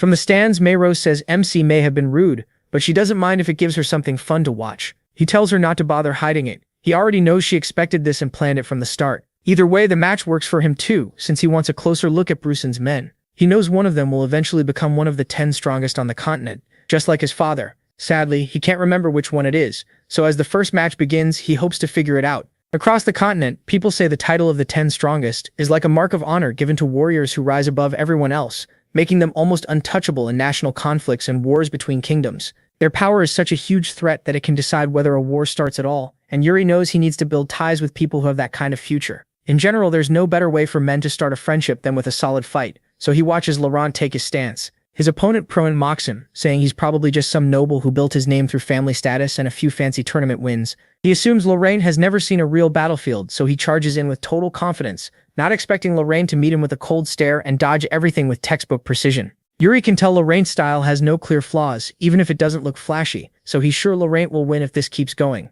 until something happens that leaves Mayrose speechless and makes Jonathan jump to his feet. The only one not surprised is Yuri, who admits he expected it. He already knew Laurent would overwhelm his opponent with just 2 moves, pinning him down with the tip of his sword at his throat. It happened so fast the dust still hadn't settled, and the protagonist gets excited because Laurent usually never leaves an opening. This time he did, showing weak points on purpose. His opponent took the bait and went straight for the shoulder, but that only triggered the trap. Laurent turned his wrist to kill the force behind the strike, shifted his balance inward at the perfect moment, then redirected the attack while turning it into his next move, landing a perfect cut to the neck. Even so, Yuri admits Bruson's knight didn't fight badly. He probably could have won if he hadn't gotten overconfident, letting Laurent read him like an open book and build a brutally clean attack line. Pronin can only laugh, admit he lost fair and square, and offer his hand in respect for Laurent's skill. The best part is that knights from both sides cheer and applaud the match. Jonathan praises MC for the talent of his men, and MC answers that Jonathan's fighter wasn't bad either. He better not back out now, though. There are still plenty of men left to fight. Jonathan's answer is immediate when he calls for a man named Jose to represent them in the next round. Jose steps into the arena without a second of hesitation, carrying a massive build and an absurdly huge sword that most people couldn't even lift. With a proud grin, Jonathan says Jose is the strongest in the unit and is bound to become the strongest in all Bruson. Yuri just smiles, thinking, bingo. Then he sends Jared to handle him. For a moment, Jared hesitates, so he yells at him to stop being a coward and get moving. Jared steps up until he's face to face with Jose, or more like face to chest, because Bruson's knight is enormous. Even though Jose acts friendly, Jared starts breaking into a cold sweat. He can tell that's the face of a man who will do anything to win.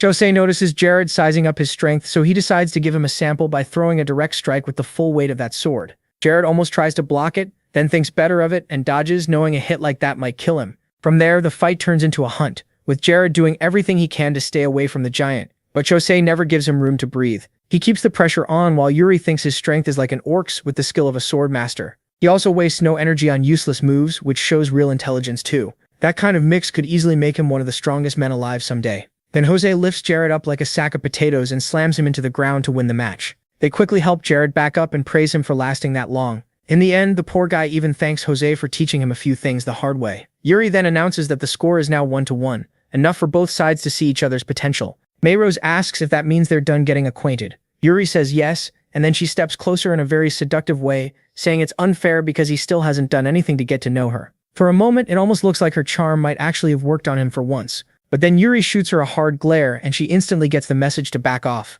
Luckily, Jonathan breaks the tension by reminding them he promised to show them his office and says they should go now because he's dying of curiosity. That saves them from an awkward mess. But just as the three of them are about to leave, Yuri makes up an excuse that he needs to check on his men and rushes off, leaving her more frustrated than ever. As time passes, the rest of the Allied forces finish arriving in Balzac. To everyone's surprise, that even includes the Empire's supreme commander, so during the first few days every army spends its time sizing up the others. Everyone except Briol's troops, Yuri orders them to focus only on training, which makes Hernando a little uneasy, because by then the other commanders have already started meeting to plan strategies and build alliances. Yuri understands the concern, but says those are just weak half-alliances. This war has gathered the strongest fighters from each nation in one place against an enemy they're underestimating, so all anyone really cares about is proving they're better than everyone else. In the end, the best thing they can do is show their strength in battle, and for that they need more training. So he proposes a small duel between his own men, and the first to step forward is Lauren. He walks up confidently and says he wouldn't dare insult Yuri by underestimating him. With that, they both take their stances, and Lauren activates his mana method, giving off a clean, stable energy, even brighter than the protagonists. Yuri admits Lauren is an excellent training partner, and then Lauren comes at him hard. MC blocks the first strike, but it's followed by a storm of attacks, fast and scarily precise. Yuri keeps dodging, but he can tell the sword path is so perfect that sooner or later he'll slip, while Lauren will keep that same flawless level. It makes him remember the moment the blonde killed him in the past,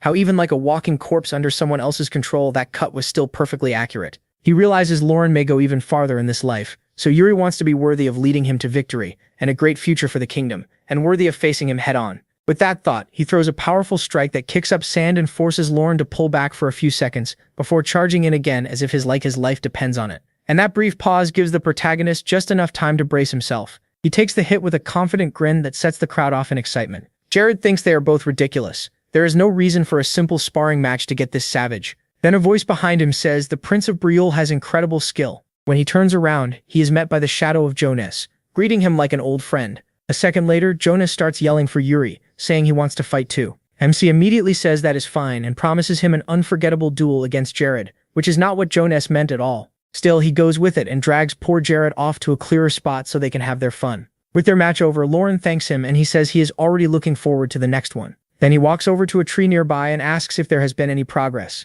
He is not talking to himself but to Asana, who praises how much his skills have improved. She adds that her search for that outsider is going well. She even tracked him here to Balzac. Yuri knows exactly who she means. One of the strongest men on the continent, and the only person in his past life who stood against Okwa and dared to fight that monster alone. Back then, the protagonist never learned why he hated Okwa enough to risk his life like that, but he knows he will need him to win this war. So he tells Asuna to hurry. He cannot afford to wait, because if things go like last time, that man will be devoured, leaving an empty place among the 10 strongest. Later, Yuri attends a strategy meeting led by the Emperor's half-brother and current Supreme Commander of the Allied Forces, Ragna, an imposing man MC remembers from his past life. It happened back when he was still seeing Trina. The two of them were kissing in an unused room in the palace when she asked him to be more careful so they would not get caught. Yuri insisted no one was around and said that, no matter what happened, he would take responsibility. The problem was that just as they were about to kiss again, Ragna spoke up and told them to stop talking and find a room that was actually empty. He did not care that they were together, but he did ask Yuri if he truly cared about his niece. When he said yes, Ragna brushed the whole thing aside and trusted them to handle it themselves. Even from that brief meeting, the protagonist could tell he was a deep person, which makes him wonder why the hell he is making everyone wait so long now. One of the representatives says they do not mind waiting, since this is the perfect chance to connect with the imperial family. The one who answers is Ragna himself. He suddenly appears behind them without anyone sensing him, which puts Yuri on edge. Ragna takes his seat and warns them not to get comfortable. To make the point even clearer, he activates his mana method and releases a crushing pressure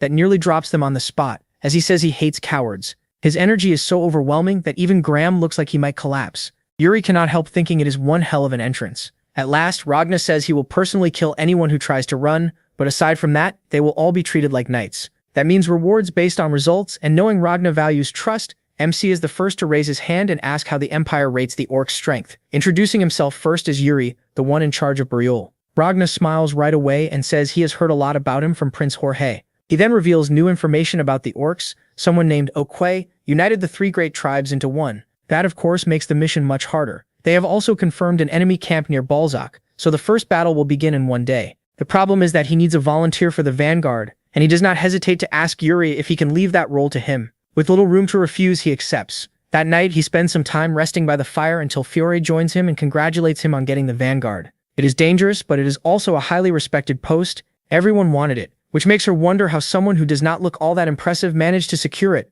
Her curiosity about him keeps growing. She admits she may seem annoying, but her people's lives are on the line, so she needs to know exactly who she is dealing with. If she is going to trust him, he has to answer honestly and open up, and if she likes what she hears, she might even help him in battle. Yuri asks how, and Fiore reminds him she is known as the Mage Duchess for a reason. She has her tricks and says she is far more useful than Hernando in combat. In the end, the protagonist admits the first battle will bring heavy losses and the vanguard is deadly in any war, so he cannot stop worrying about his men. The soldiers eating, laughing, and talking right now have no idea that they could soon be nothing but cold corpses because he selfishly chose to accept the vanguard. He is not trying to sound emotional or ask for pity over something he cannot change. He just wants to carry that burden the right way. Those words leave Fiore completely moved. She stands up and steps closer to him, admitting that even though she still does not like that he cannot see her as a woman, she will help him in this first battle so they can challenge fate together. Yuri takes her hand and seals the deal. After that, the first day of the war between the orcs and the allied forces begins, with both sides getting ready for the fight. Yuri tells his men to stay sharp. The tension is so heavy that everything falls into deep silence until Ragna breaks it, saying it is almost time for the vanguard to move, so he does not understand why Fiore is out here instead of at her post. She simply says she was asked to help and could not refuse. She came to do the Prince of Briol a small favor. Then the signal is finally given to advance. Yuri asks his men if they are ready, and they charge into battle, running straight into a solid wall of orcs already waiting to tear them apart. What stands out most is that Yuri is not just leading his troops himself, he is the one at the very front. It is brave but reckless enough to get him killed. What he does not know is that someone even stronger is covering him, and that is when Fiore raises her staff. She says this is exactly what she came to do, then creates a massive fireball in seconds, big enough to cover nearly all of them, and hurls it without mercy at the enemy army. The problem is that only a few meters separate the orcs from Yuri, and Ragna warns that at this rate the allied troops will burn too. But the redhead tells him not to worry, that is exactly what Prince the 1100th wanted. From a distance they watch him use that surprise opening to leap onto the orcs, cutting them down so fast they do not even know what hit them. Then the flames reach him, but he does not panic. He pulls out one of the daggers seen earlier and summons a wall of water to shield his men while the orcs are burned to ash. So even after the personal hell Fiore unleashes on the battlefield, Briol's men are still standing, using the water for cover and the steam to strike by surprise while the enemy can do nothing about it. And Yuri not only guards his men's backs, but also uses the magic in his daggers to throw them at his enemies, kill them, and have the blades fly back into his hands in time for the next target. And when that is not enough, his guys step in to protect him in seconds. Along with the soldiers of Briol, Jonas is also in the vanguard, and he says this is exactly what he expected from the famous land of knights before jumping off his horse and sweeping through orcs with his huge sword. On the other side, the Holy Kingdom's troops join in too, and Sylvia orders them to protect Briol's knights at all costs. She announces that the enemy formation is breaking apart, and Ragna can only watch in surprise, knowing the vanguard is usually a brutal place where men go in ready to die. But having Yuri at the front sends everyone's morale soaring. On top of that, asking the Mage Duchess for help worked perfectly, even if it looked foolish at first. Fiore admits she originally refused a plan like that, but the bastard talked her into it and just proved he is not as crazy as he looks. More than that, she has a feeling he can turn around any bad situation, which is exactly what the Allied forces needed in their first battle. And yes, the clash ends in a crushing victory for humanity. That night, while writing her report on what happened, Fiore admits it was all thanks to the Prince of Briol, but that still does not give him the right to walk into her room without permission.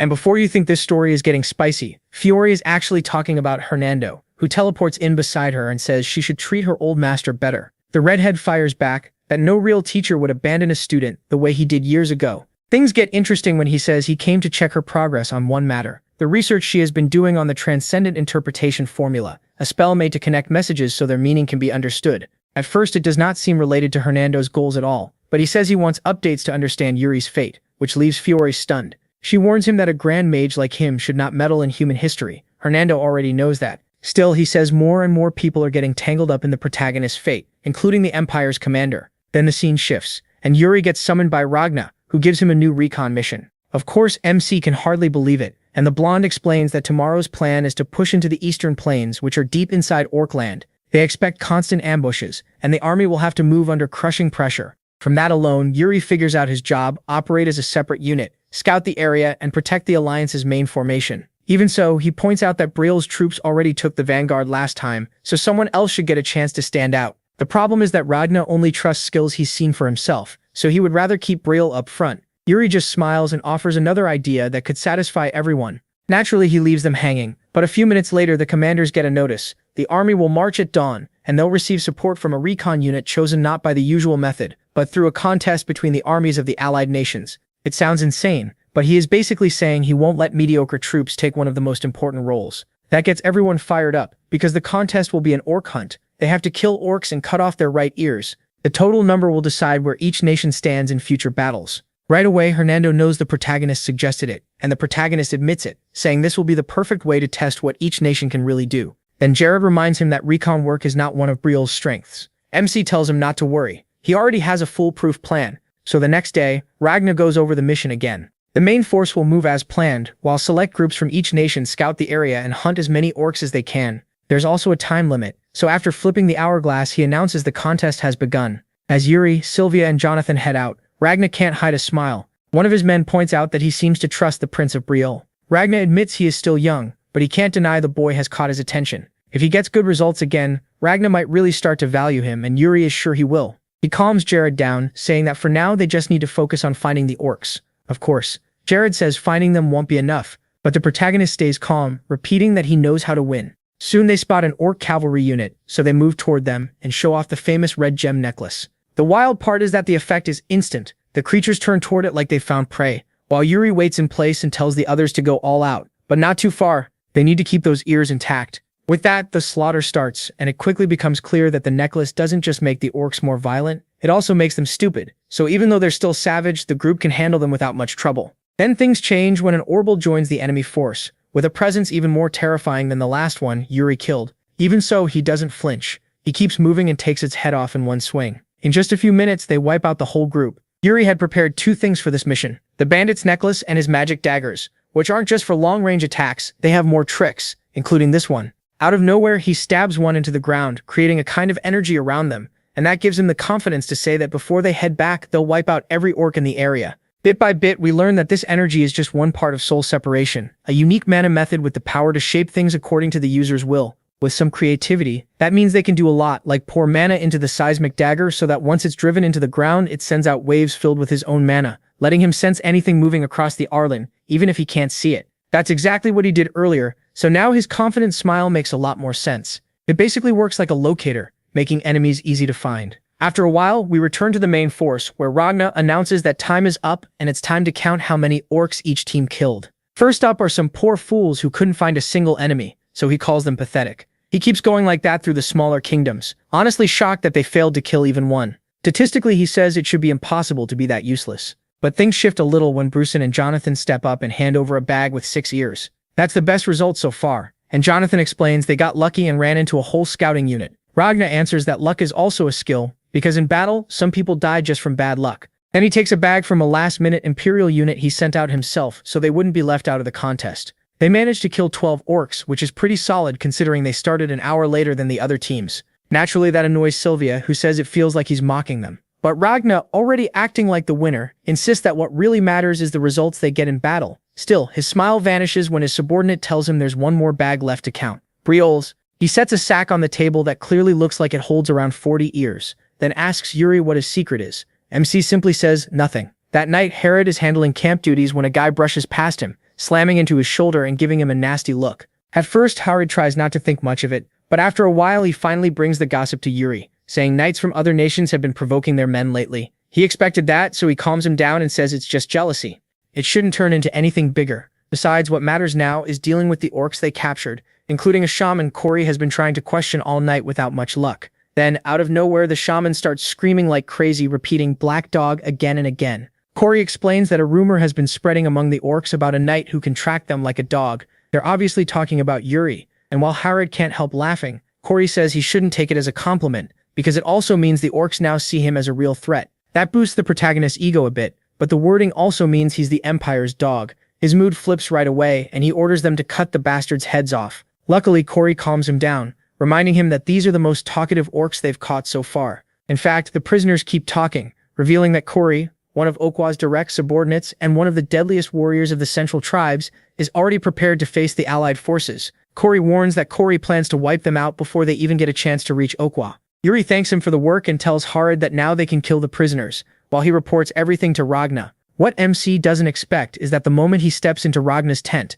the blonde asks if he has a girlfriend. Then he casually says he has a very cute niece and can introduce her after the war, a deal most people would treat like winning the lottery. But not Yuri, who walks out of there like he's having war flashbacks, telling himself again and again that he has to avoid that menace until he runs into Sylvia. She kindly tries to calm him down, and it works, because Yuri suddenly realizes that if he wants Ragnar off his back and never trying to pair him with Trina again, the best move is to pretend he's dating someone. someone who doesn't actually love him but owes him too much to say no. And of course that person is Sylvia. He grabs her by the shoulders and after not so subtly reminding her that he saved her life before, says he'll need her help soon with something, and it has to stay secret. But he gives no details and just leaves, making her totally confused. Then Valet suddenly appears behind her, saying the two of them look great together and that he supports her if she wants to go after the Prince of Briol. In response, Sylvia gives him a look that reminds us how perfect Yuri's plan really is. The next day, all the allied troops get moving again when Herod walks up and says he already heard the rumors. Apparently, the reason Ragna is so obsessed with Yuri and keeps calling him to the tent every night is that they're discussing the details of a possible marriage with the famous Trina. He tries to deny it, but when he looks around at the others, he realizes they all know the gossip, so the only thing left to do is ignore it. But then he notices they're being surrounded by an unusual number of crows, which means something is wrong, so he moves ahead to find out what the hell is going on. Sadly, it's even worse than anyone expected, because they reach a narrow pass filled with mangled corpses. They reach a narrow pass filled with torn-apart civilians, and Ragna knows this is the enemy's welcome. Yuri realizes it is not just a warning. This is one of the creature's sick habits. They use human bodies as decorations, both for fun and to show what they think human lives are worth. Since the rest of the army has not seen it yet, the protagonist says they should clear the bodies before morale drops. Ragna agrees, so the soldiers from Briol burn every trace of the slaughter. All the while, Yuri keeps reminding them not to let it shake them. Then he notices two of his men have gone too deep into the canyon. He orders them back, but they brush it off and keep checking the area until one spots something odd. Some arrowheads are pointed at the ground. That is the opposite of how the orcs pinned up the bodies, which means the shots came from above. This was not just a road. It was a trap, and they realize too late when dozens of orcs start appearing in the distance. Without warning, they fire, dropping one soldier in seconds. The other quickly yells that they are under attack, but when he sees more arrows rushing straight at him, he knows he cannot run in time. Luckily, Yuri steps in, arriving at the last second and throwing himself in front of him. He unleashes a burst of energy strong enough to stop the arrows, and seeing the wounded man is still alive, he tells them to run back to the Holy Kingdom troops who will help them. Still, it is obvious they walked into the most basic trap imaginable. Then the orcs calmly pull back as if that warning was all they needed, as if they know they can wipe them out any time. Being treated like a fool makes Yuri's blood boil, but he knows they are not ready to attack yet, so he returns and reports everything. The problem is the roads here leave them no way around, so Ragna says they will have to attack. Yuri says he already expected that. He has a plan. He just needs an archer unit to keep the bastards pinned down while he and his men take the top of the ravine. Next, the same orcs are watching from above when one of them notices movement, a wave of arrows flying fast right at him. Luckily for that bastard, they hit the edge of the cliff. But it is not a miss. It is the first warning from Ragna's archers, who are ordered to keep them boxed in as long as possible, mainly because while the arrows distract them, Yuri starts climbing the steep wall at an incredible speed, with the rest of the Briol soldiers following behind. They are slower, but they know this is the best way to catch the enemy off guard. The problem is the orcs expected this kind of move and answer by dropping a huge rock on Yuri's head, forcing him to get bolder. In an instant, he releases all his magic daggers, guiding them with mana to clear the smaller rocks, while also making a kind of stairway that frees his hands long enough to split the biggest rock in two. The problem is that, as impressive as that was, he cannot do it often, so he has to use his sword to keep from falling. The good thing is that attack tells him he needs to hurry, so he throws all his strength into reaching the top, where the orcs are waiting to welcome him. They instantly start shouting and Yuri recognizes the words from before, Black Dog, so he lets them know it is him and charges with everything he has, cutting through chests, arms, heads, anything in his path. Then he comes face to face with the strongest one there. Even with one arm, the brute hits hard enough that Yuri can barely block, and he knows it would be far worse if the orc had both arms. So MC taunts him and tries to stay calm, even though more orcs keep gathering around him, leaving him even more surrounded than before. At one point, one of the bastards almost drives a giant spear into his back, and even though he blocks it, that is his cue to yell for Jared and the others to hurry. He cannot keep this up much longer. Luckily, Jared shouts back that they are almost at the top, and seconds later he and Lauren finally arrive, pausing just a moment to catch their breath before joining the fight. That changes the pace of the battle fast, but Yuri still does not let up. He keeps yelling for the rest to move because there is no time to rest. Little by little, it stops being 20 against 3, and becomes his whole unit against the orcs, who start dropping one after another under Ragna's confident gaze and proud laugh. Meanwhile, the main alliance force crosses the canyon without losing a single soldier, and at last they can rest in camp, where Yuri and Jared meet to talk about how they will face Karuna, whose stronghold is getting closer. Then the blonde man mentions that Sylvia sent word, even if she is not happy that he keeps getting all the credit, she is willing to send a couple of priests if he needs them. Always ready for gossip, Herod asks if something is going on between them, and Yuri immediately says no, then sends him back to his tent, staying alone with the map and Asana, who has been standing behind him for hours without him noticing. She finally says she found the man they were looking for, explaining that he is inside orc territory, not working with them or fighting them, but held as a prisoner of war. The problem is even she could not get close enough to free him, so she warns Yuri to be very careful from now on. She knows the protagonist cares about the man, but she has only heard bad things about him, and she has a feeling that if he and the allied forces cross paths, they might even turn against each other. To be clear, she always called him the foreigner, so that is what we will call him.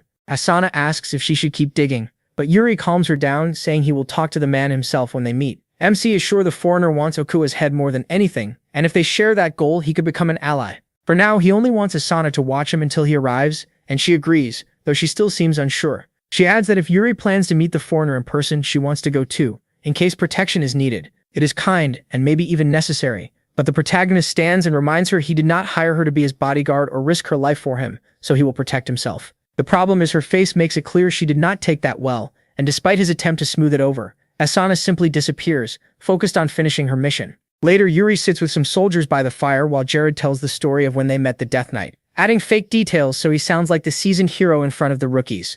Even though MC knows it was nowhere near that epic, when the others ask if Jared is telling the truth, he plays along and says Jared did the best he could, letting him enjoy the glory a little longer. Soon Jared shifts from bragging to giving them a full life lesson with endless wise remarks, but everything changes when Yuri notices a figure behind them in rags. He jumps to his feet because it is too big to be human, and right away he realizes it is an orc, ordering everyone to get ready. But when Jared and the others turn to face it, the enemy is gone. That is why Jared asks if Yuri saw wrong and tells him to get some sleep, but he insists the orc is still there. He is just apparently the only one who can see it. Then the figure fades like a shadow, and Yuri knows it is too real to be just a trick, so he starts chasing it through the forest, figuring it must be some kind of scout with invisibility or something close. In the end, he has no choice but to strike with a blow strong enough to kill a man, but the shadow simply breaks apart and drops onto him, stretching over his body in a deeply creepy way. By instinct, he uses his mana method to tear it off, but he can still feel traces of that dark aura on him, so he goes to Hernando and asks what the hell it was.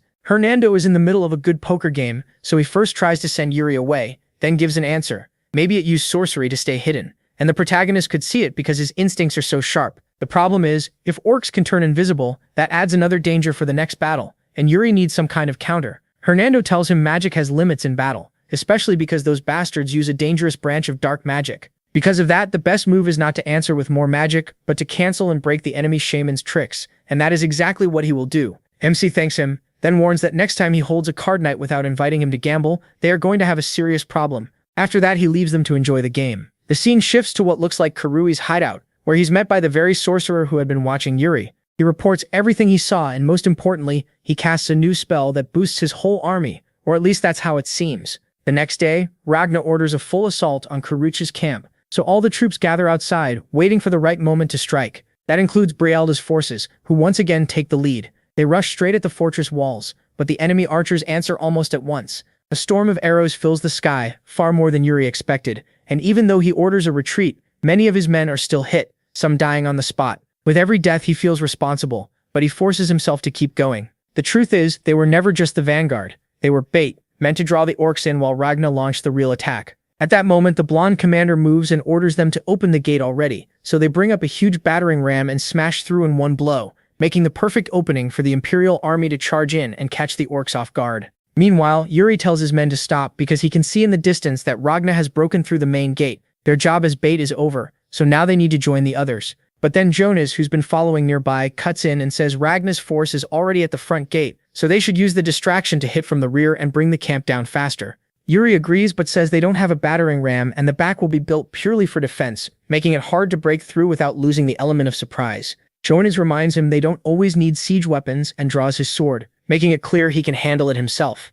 So the next thing we get is a knight standing before a wall, at least 3 times his height. Instead of hesitating, he attacks with total confidence, unleashing a wave of mana that tears the wall apart in one strike and opens a path the orcs clearly never thought anyone could use. Without wasting a second, Yuri praises him and charges in, cutting down orcs as he moves, while telling his men it's time to show why they came here. They're not just fighting for the allied forces, they're fighting for Briol and for the strength of their kingdom. Right away, a group of orcs lowers their spears to stop them, but Herod shatters their weapons with a move that even surprises Yuri, who notices he looks more fired up than usual. Hearing that, Lauren decides it's his turn to stand out and impress the protagonist, so he jumps into the fight too, taking heads as he leaps over the orcs, all in the name of Briol's prince. That energy spreads to Bruce and soldiers too. They refuse to let Briol take all the glory and use the momentum to wipe out the units in the area. From a distance, Yuri can tell the orcs' defense is finally weakening, but it feels strange not to see any sign of the main force, which should already be spread through the camp. Worse, that small advantage disappears when a full unit of orc vals appears and starts crushing soldiers like flies. One of them is even about to kill Hared when Yuri steps in just in time to pull him clear. Without missing a beat, he tells him he's not allowed to die after telling those epic stories only once, then orders him to stay sharp because they still have a lot left to do. Keeping calm, Yuri faces the orc val and tears off one of its arms. But even as the red banner that marks them falls to the ground, he can't shake the feeling that something worse is coming. That feeling grows stronger, and in the distance at the center of the camp, Kurui finally appears. He's still a bit away from Yuri, so they keep fighting the orc vals until the sense of danger becomes too strong to ignore. Hard feels it too, and MC tells him to come along and face whatever is inside that tent, hoping they can still make it in time to help whoever is stuck fighting that thing. Then a soldier suddenly comes flying out of the tent like he was nothing but a rag doll, and even though Kurui finally steps outside, he vanishes as fast as he appeared, lunging at the soldiers with speed and agility no orc his size should have. And if that wasn't enough, once he lands in the middle of a crowd of soldiers, he starts spinning his axe and cleaving them in half, leaving behind a thick mist of blood that spreads across the battlefield and turns the whole scene into something horrifying. The slaughter is so brutal that Yuri starts shaking and orders all his men to fall back, because from here on they won't be able to stop him. His soldiers clear the area at once, and he walks toward Kurui, ignoring Jared's warning when he tries to go with him. But Jonas says it's pointless. Yuri probably can't even hear him now. This enemy needs all of his focus, and if anyone jumps in, they'll only get in the way. Even so, Jonas knows the protagonist can't handle everything alone, so he'll stay and deal with the prince while the others handle the rest.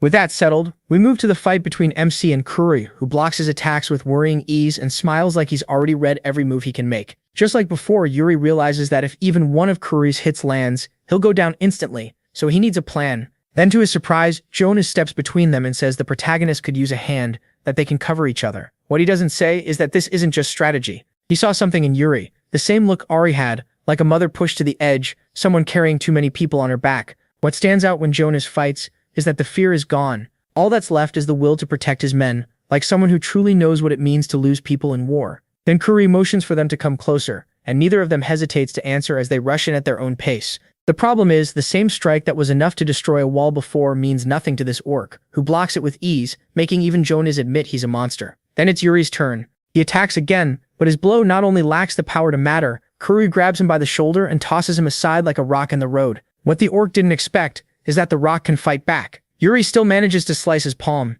determined to do any damage he can. Even though he's weaker, MC mocks him, saying his men will wipe out those proud orcs while Kurui can do nothing to stop it. He even dares him to kill them all if he wants to go help his own side, and keeps pressing the attack. Now the two fight together, and that teamwork starts to shift the battle. Kurui begins to feel pressure for the first time, so much that he starts shouting, not in pain but like he's calling for something. Then the clouds blot out the last light in the sky, and the battlefield darkens as it fills with a deeply sinister energy. That power flows straight into Kurui, making him stronger to the point that he slams Jonas in the chest before he can defend himself. Luckily, the knight doesn't fall. Even wounded, he charges the giant and tells him he'll need far more power if he wants to win. Of course, Yuri covers him, and both of them reach the same conclusion. Ever since that black smoke appeared, the bastard's strength has shot up. It feels exactly like what Yuri sensed the night before, when he saw that ghost-like sorcerer, so he can only hope Hernando can break the magic in time. The real problem starts when the dark energy spreads beyond Kurui's body, soaking into every enemy on the battlefield and making them at least 10 times stronger than before. In that moment, the balance of the fight breaks again, and the bastards even start healing as part of the spell. That lets even weaker orcs gain the upper hand over the soldiers, and Yuri has no choice but to jump in so they aren't wiped out. But it becomes painfully obvious that they've grown absurdly strong, and the most shocking part comes when he splits one of them open through the chest in two, and it still doesn't die. Instead, it regenerates on the spot, while at the same time a sorcerer comes out of its chest, and using the short distance, wraps Yuri inside that black mist.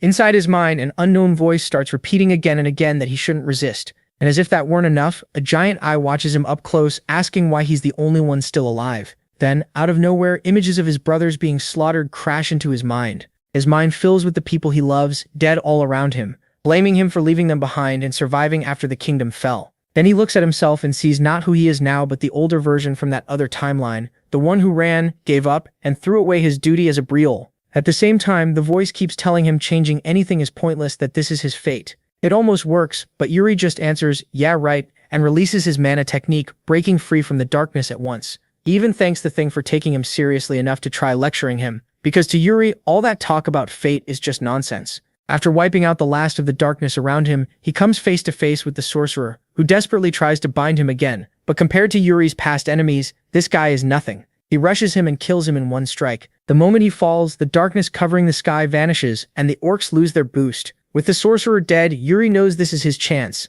so he shouts that the magic is broken. That instantly lifts his soldiers' spirits, and they push the battle back in their favor. As for Jonas, it's amazing how long he's held on even while badly hurt. But unlike the others, time is against him, and Kurui proves it with a punch straight to his stomach, making him cough up blood before crashing to the ground, unable to move. Kurui is so savage that even with Jonas already down, he jumps in to finish him. Yuri races over to stop it, but Jonas yells for him to stay back. He doubts either of them could survive that hit. Still, one choice the protagonist made when he accepted this new life was to never give up. He'll fight to the end. Then something no one expected happens. Kurui's arm goes flying, and it wasn't Yuri or Jonas who did it, but the foreigner, who finally steps onto the battlefield and tells MC he's done well so far. The whole time, the man looks completely calm, like none of this matters to him. When Kurui tries to strike back, the foreigner grabs one of the horns on his helmet and tells him to shut up, calling him a plague on this world, and complaining that they did not even feed him properly while he was locked up. From his accent, build, and the strange way he uses a sword, Yuri realizes this is the man he's been looking for. What's even crazier is that he barely has time to process it before, with one swift, clean move, the foreigner cuts off the orc's head and ends the battle for good. Now, face to face, the foreigner says he only stepped in because of the interesting things they showed during the fight, though it ruined the plans he had. Yuri cuts him off, thanks him, and throws in a few compliments too. He says this must be the man who, despite being an outsider, became one of the strongest fighters on the continent. In other words, he makes it clear he knows exactly who he is, then asks if he let himself get captured to reach Okua, and if so, Yuri can help. They can work together, and that completely changes the foreigner's challenging look. They spend the rest of the afternoon killing the remaining orcs in the camp, and Ragna even sticks Kurui's head on a spear to the protagonist. That's clear proof things are changing. In his past life, the Allied forces never won this hard, so history is shifting. Once things settle down, Herod reports that their losses were not as bad as expected. The worst damage was mental. After seeing the horror inside Kurui's quarters, bodies everywhere, and abused women forced to give birth to half-orcs, Yuri orders that every survivor be treated right away, and that they keep following the foreigner's requests exactly. Herod says they already are, but the jerk is a total pain and complains about every meal, even though the food is perfectly fine. Feeling a little sorry for them, Yuri decides it's time to talk to the man himself. He finds him eating by the campfire, and once he's done, MC plans to start asking questions, but the foreigner beats him to it. He first wants to know how he canceled that sorcerer's dirty trick. That was clearly the most impressive part and the reason he chose to step in, so Yuri needs to be completely honest. Depending on the answer, he'll decide whether the protagonist lives or dies. From his tone, MC can tell he means it, so lying would be pointless. He admits he is not fully sure how he did it. His mana method just reacted and cut through it. To show him, Yuri activates the technique right there, the creed passed down from his ancestor. What's surprising is that the foreigner says maybe they were meant to meet, because he knows that method well. The sect that raised him and taught him everything has ties to Yuri Briol. Apparently, Yuri was a great supporter of his ancestors, so much that there he is known as the sky-destroying swordsman. Back then, he was the sect leader's best friend, and helped greatly in wiping out the demonic sect. That made him an important figure in the history of the lands across the sea. He also explains that his sect still keeps the traditions left from that time, which is why his technique is similar to Yuri's. As for why he's here now, it's to destroy everyone tied to the demonic side, to cleanse evil from the world. That explains why he's so obsessed with killing orcs, especially in Okua, and he has no plan to waste that chance. He offers the man his help and the support of all his troops to reach that goal. He'll get food, hot water, the title of honorary knight, and after the war, a huge reward in money. All he has to do is join their side. With all that on the table, the foreigner agrees right away with only one condition: Yuri has to call him master. He says he sees potential in the protagonist and is willing to take him as a disciple. Unofficially, of course, because joining the sect for real is a massive hassle and costs a lot of money. Still, he is willing to overlook all that because of MC's talent. The problem is, MC already has a master, the famous sword demon. That deeply offends the man, who insists he can have two masters just fine. For now, what matters is meeting with the allied commander, because if they're going to help, there's something he needs to tell them about the orcs. So they gather inside Ragna's tent, where the foreigner bluntly reveals that Okua is carrying out human sacrifices, not mainly to eat or torture people, but to fuel black magic.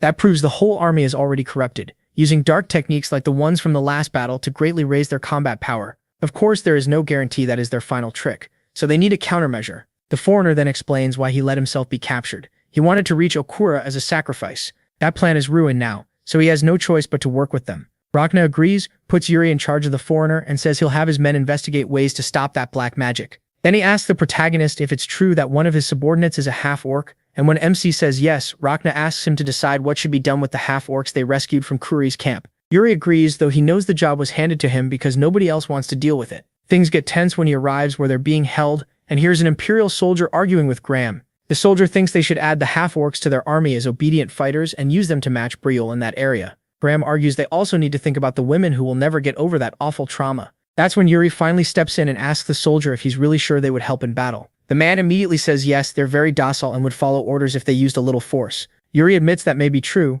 but reminds him that prisoners of war can never be comrades trusted with their lives. No matter how you look at it, this is a hard choice. So he asks one of the women to tell them what happened there. How not just orcs but half-orcs too turn their lives into hell. With a shaking voice, the woman says her younger sister was hurt, and because she couldn't move, those monsters tore her apart, ripping off her limbs like she was nothing, just for fun. Yuri asks her name and she introduces herself as Haines of Sodor. When she recognizes him as the Prince of Briol, she says she has only one request, that he avenge them. He agrees, then turns to Graham and makes one thing clear. What happens next will be done as he Briol the warrior, not as one of the allied commanders. Even if the half-orcs were also victims of Karui, they became accomplices when they killed innocent people and left scars that will never fade. He understands why some want to use them, but giving value to those who trampled human lives is not an option. So they decide to wipe out every last one of them. Graham agrees to handle the execution. It goes on like that through the whole night, and the next morning something nobody expected happens. A group of orcs arrives at the camp, not to fight, but supposedly to negotiate. They claim they have something to offer.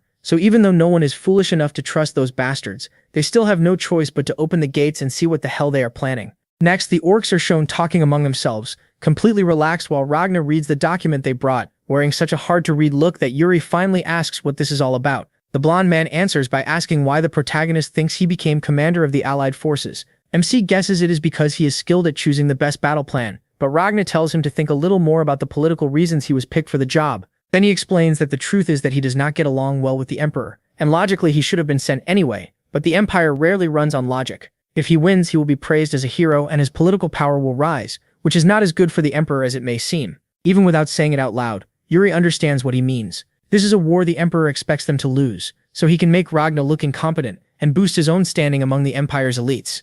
In his past life, the Allied forces' defeat was exactly the push the Emperor needed to take full control of the Empire, and now it seems likely he already made a deal with the orcs to make that happen. Yuri asks if he is saying this is all a trap. Ragna, surprisingly honest, says yes and hands him the orc's message. It clearly says the Emperor made a secret pact with Okua, and if Ragna does not want to throw his life away, he should play the role of a useless commander and stop fighting. The only catch is that the orcs who delivered it insist they belong to some anonymous group opposed to Okua. Ragna is not sure what to make of that, so he asks the protagonist what they should do. The protagonist just throws the letter to the ground and stomps on it in disgust. True or not, the best move is still the same: win and go home. Ragnar agrees with him. None of them have any future if they lose, or worse, give up. So he decides to keep fighting with everything they have and tells Yuri to deal with their guests. With that, MC heads out to where they were still chatting away and kills all three in a single strike, leaving the knights stunned. They already knew he was strong, but it still feels a little reckless, since they were only messengers. Ragnar calms them down, saying killing them was the best choice. After all,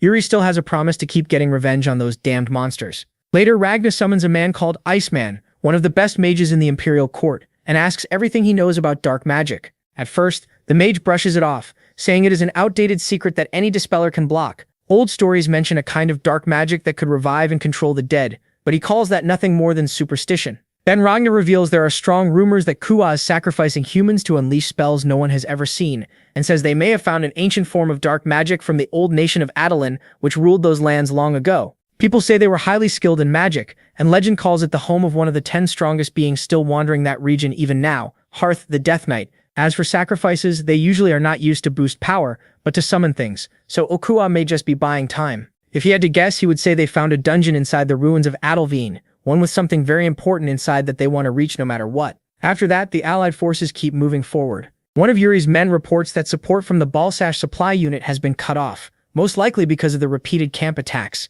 That means they now need to secure whatever supplies they can, which will not be easy since they are closer to Okua than ever. In fact, it would not be strange if the enemy sent as many orcs as possible to hit them, though that may not be so bad, since the supply shortage means they cannot afford a drawn-out war anymore. Yuri's thoughts are cut off when his horse suddenly starts neighing, and he orders everyone to get off their mounts. At first it feels like an earthquake, but using his mana method, Yuri can sense that it is something very different. Then, out of nowhere, a tower rises from the ground right in front of them, and Ragna immediately orders his mages to inspect it for any sign that it is connected to the orcs. The strange part is that it seems sealed somehow. They cannot see past the outer layer. That is why Yuri suggests they go inside and find out for themselves. Unlike him, Ragna loves a good mystery, and insists there is probably something important in there they need to confirm in person. The problem is that he planned to take his own men and keep anyone else they met at a distance, but the blonde commander orders a few Imperial Knights to go with them. A small team of 3 led by a man named Rodane. Of course, Herod is not thrilled about dealing with those men either, but they have no choice except hope those knights are not hiding anything. After that, Yuri stops in front of what looks like the entrance, a completely sealed door. He starts checking the area for some kind of mechanism, but then, almost on instinct, Yuri places his hand on the door and uses his mana method. As if that triggers something inside the tower, the door opens on its own, welcoming them far too easily. To Yuri, it feels like the tower had been waiting for someone, so they step into the tower's darkness, and only then realize none of them brought torches. That should mean turning back to get some, but the protagonist tries something else instead. He grabs one of the wall torches and runs his mana method through it to see if it reacts like the door did. Not only does that light the torch in his hand, it lights every torch along the hall. That gets Hart excited, and he asks if Yuri has been here before. MC says no, but that is not enough to convince Rodane, who keeps watching him suspiciously. Eventually they reach a dead end filled with orc bones. The only way forward is a huge door beside a corpse that stands out because it is not an orc but a human. Little by little, the scene starts to make sense. Yuri realizes that person died protecting the door from the orcs, but unlike the rest of the tower, it does not react when he feeds it mana, so he suggests they go back and look again for something they missed. The problem is that while they talk, they do not notice the human skeleton has started moving until it grabs Yuri's arm and releases a blinding wave of energy while telling them to remember, because this is their salvation. But the strangest part comes when Yuri opens his eyes again. He has been transported to what looks like the outside of the tower, though not in his real body, more like a vision. Then a boy runs past him, excitedly calling for his master, and he realizes this is not the present, but a memory. From the master's clothes, he understands these memories belong to that man from before he died and was left forgotten beside that door. What is even more shocking is that leaving a memory behind after death takes an absurd amount of magic, so the message must be important. Then the man asks the boy if he finished preparing for that day's selection, but the kid refuses and says he is tired of only reading books and wants to finally use what he has learned. In response, the man shows him a large red crystal and explains it is the mark of an orc hunter. Until he earns it, he cannot be called a real hunter or go hunting. Yuri finally understands why this place works so well in battle. Then comes the bigger surprise. The boy says he does not even understand why they need to kill orcs at all, and thinks things might improve if they talk and try to reach an agreement. The man stays silent at first, but decides it is time to tell the truth. Orcs are not a separate race at all. They are humans corrupted by dark magic. Even Yuri is stunned and freezes in place as the man explains that long ago there was a noble obsessed with killing. He murdered his own people for the most ridiculous reasons, so the king made a law to stop those atrocities. Little by little, that noble lost his mind, driven crazy by his need to kill, until a sorcerer approached and offered a solution. The king had forbidden killing humans, but nothing said they could not turn humans into something else, something they could slaughter without guilt or punishment. And under that advice, following the sorcerer's advice, the noble pushed his own people into dark magic that twisted them into grotesque monsters filled with hatred for humans, and that gave him the perfect excuse to wipe them out whenever he wanted. So every orc Yuri has killed until now was once human. The boy then asks if that sorcerer was ever punished. The man says he ran away as soon as his crimes were exposed. Sadly, no one ever found a way to turn them back. The orcs were exiled, and the hunters came to see killing them as saving them from that awful fate. That also explains the foreigner's goal of wiping evil from the world, since the orcs' power comes from dark magic. But just when it seems more answers are coming, the memory fades. It skips forward several years. Now the memory is inside the ruins. The man insists they keep moving, but the boy says they should wait for reinforcements. The problem is the man refuses to stop, saying no one is coming. A Dalwena has already fallen. The orcs finally reach this place. Even if he dies, he says the fight still matters. The boy will survive and pass his teachings on to the next generation. That's the cycle of life. But the boy says that even if he runs, he will not get far, so he would rather stay and fight and leave their memories in these ruins. Maybe someday someone will find them. That means these are not only the man's memories, they belong to the boy too. With their last strength, both of them protected the truth about the orcs' real origin and their own. They were hunters, once known as the strongest in Adalvoin. So while the man fought, the boy poured everything he knew into those memories. He gathered all he had learned, hoping someone in the future could finish what they could not. Then comes the shocking part. His eyes meet the protagonist's, as if he knows the protagonist is there. He warns him to be very careful with the devil's tome. After that, the boy dies. The memories come to an end, and Yuri returns to the present. It feels like he did not just witness someone else's past. He relived memories buried deep inside himself. Worried, Herod asks if he saw anything else. MC says he needs time to process it, but then the tower starts shaking. At first he thinks it is another quake, but it is something worse. The orcs are attacking. Everyone is stunned. Either the orcs somehow sensed them there, or this was a trap meant to lure them in. Yuri tells them to stop panicking. He explains this place used to be an orc hunter's base, so it makes sense the orcs would come destroy it after seeing it rise in the plains. Then he uses his perception skill to count the enemy. There are only 10 orcs. That means they can handle this, and while the safer choice would be rejoining the main force, Yuri gives a very different order. They will stay and fight. The Empire soldiers are stunned and ask if they should not pull back, but he simply takes the old hunter's sword. He makes one thing clear. He already knows the best way to fight these monsters, and the sword is not the only thing they borrow from the tower. Later, when the orcs try to break in, they suddenly find themselves surrounded by hunter gems. Yuri placed them there in key spots to throw the orcs off balance. The moment he gives the signal, the others burst out from hiding and strike right when the orcs are most distracted. Unlike their last battles, this is not knights fighting fair against equals. They move through the battlefield like hunters, aiming for heads and necks so well it feels like the orcs walk straight into a trap. These tactics go against everything taught in Briol, but they work, and they rise in Yuri's mind like he has done this before, as if he himself were an orc hunter, carrying the knowledge his ancestors sharpened for decades.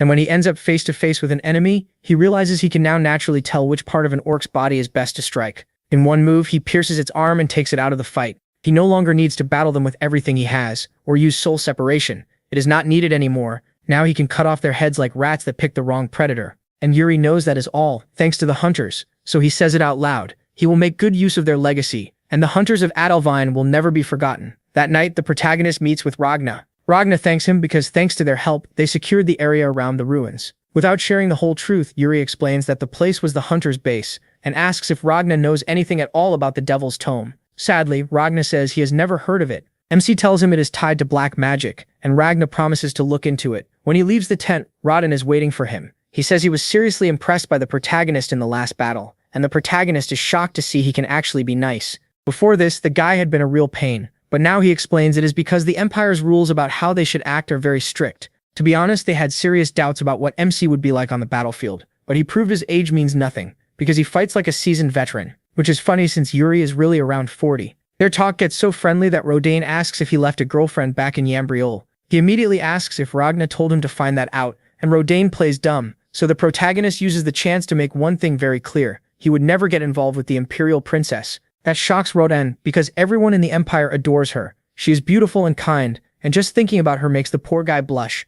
That reminds Yuri this is part of her trick. She treats everyone in a way that makes them feel special. So he starts his own plan and says there is already a woman interested in him. In fact, she is his girlfriend. In his head, he apologizes to Sylvia for dragging her into this. Even surprised, Rodain congratulates him and admits he also has a girlfriend and plans to propose when he returns from the war. Yuri warns him not to say things like that because there is a superstition that if someone says stuff like that, something bad will happen. And right then, something explodes behind them. MC gives him a look that says, "Told you so." They are under enemy attack. In seconds, the camp turns into hell. Fire, smoke, and panic. Because now more than ever they have to protect the few supplies they have left. Worst of all, for the first time Hernando is caught off guard. He cannot understand how hundreds of orcs got this close without being detected. And for some reason his dispelling magic is not just failing, the bastards are canceling it out. Yuri instantly realizes how bad this is and rushes over asking him for a report. Hernando says it is like the orcs set up a trap ahead of time, so he tells him he will deal with the sorcerers behind it. But he needs Hernando to use his magic the second he gets the chance. After that he just says, "I am counting on you," and sprints off while studying the orcs for any clue that will reveal which one is the sorcerer. He remembers the old hunter's lesson. Orc sorcerers lose their sight because of dark magic. So the way to spot one is to find the orc moving strangely or unsteadily, and that lets Yuri identify the culprit in seconds. He drives his sword through its neck like a spear, stopping it long enough for him to get close and brutally cut off its head. The only problem now is that he is surrounded by a ridiculous number of enemies. They stare at him like hunters eyeing prey, but what they do not realize is that Yuri is no longer alone. Right then, Fernando gets his magic back and attacks with a blast of fire so huge it looks like the protagonist will burn with the orcs. That makes them hesitate, calling it a dirty trick. But just like before, Yuri disperses the attack and sends the flames at them instead of himself. Then he asks if they still think they have the upper hand, but another huge explosion goes off behind him, and he curses himself for celebrating too soon. More enemies start crawling out of the ground, so he knows he has to get more extreme. He asks Hernando for another fireball, even stronger than the last one, but Hernando looks like he cannot do it, even if he wants to. He is exhausted, which means Yuri has to fight alone now. At this point, MC admits charging into the enemy just to kill the sorcerer was not exactly his smartest move. He got carried away by the last win. Even so, with death closer than ever, he is not afraid. What those monsters do not know is that he has already faced this once before. He died crawling away like a coward, so this time he will not run. With total confidence, he tells them to come at him already. But then the foreigner steps in, saying he likes Yuri's spirit, but this is no time for dying speeches, and that his master taught him a man is truly alive when he is ready to die. Truly. He's glad he learned that, because now he can call him a real student. Then he tells him to get ready. This is his first lesson. Today he'll show him the Chongsong sword style. He takes a deep breath and sets his stance. Then he swings, releasing a fiery wave of energy. It comes from nothing but raw speed and power. That single strike tears through dozens of orcs in seconds. Yuri freezes on the spot. For the first time, he's seeing the strength of one of the 10 mightiest people on the continent. But the foreigner says the lesson isn't over. He'll only clear half of them. So the protagonist jumps back in, trying to copy what he just saw.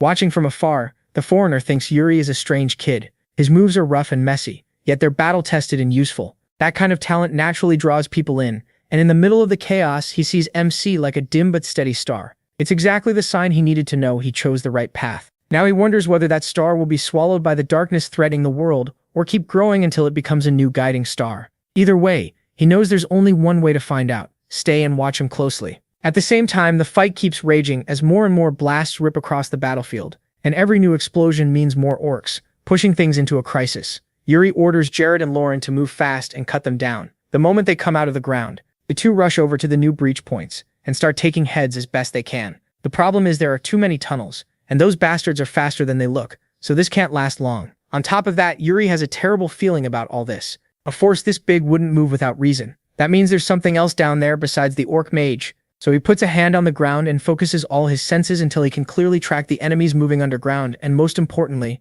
a giant worm they're using to dig the tunnels. The second he locks onto it, he takes off running straight toward the creature. Jared and Lauren have no idea what's going on, but the blonde follows without hesitation in his eyes. His prince is always right. And the proof comes quickly, because when they arrive, they find the area guarded by another orc mage. Once he realizes his plan was exposed, he splits the ground open, letting the orcs pour out. Among them are 3 orc valks, and they look terrifyingly strong. Then their leader points at Yuri and starts shouting something no one understands. So they assume he's picking him as his opponent, meaning each of them has to take one. With that settled, the protagonist gives them one simple order. Don't lose. He's still sure there's something down there that isn't an orc, and this battle won't truly end until he kills it. That makes the orbital in front of him nothing but a distraction. So Yuri attacks with everything he has. They clash in what first looks like an even fight, until MC gets caught off guard. His enemy's blade nearly takes one of his eyes. It happens so fast that all it leaves behind is a line of blood, though he barely dodges in time to avoid a real wound. That small opening doesn't go unnoticed. The orbital licks the blood from his sword with a cruel grin.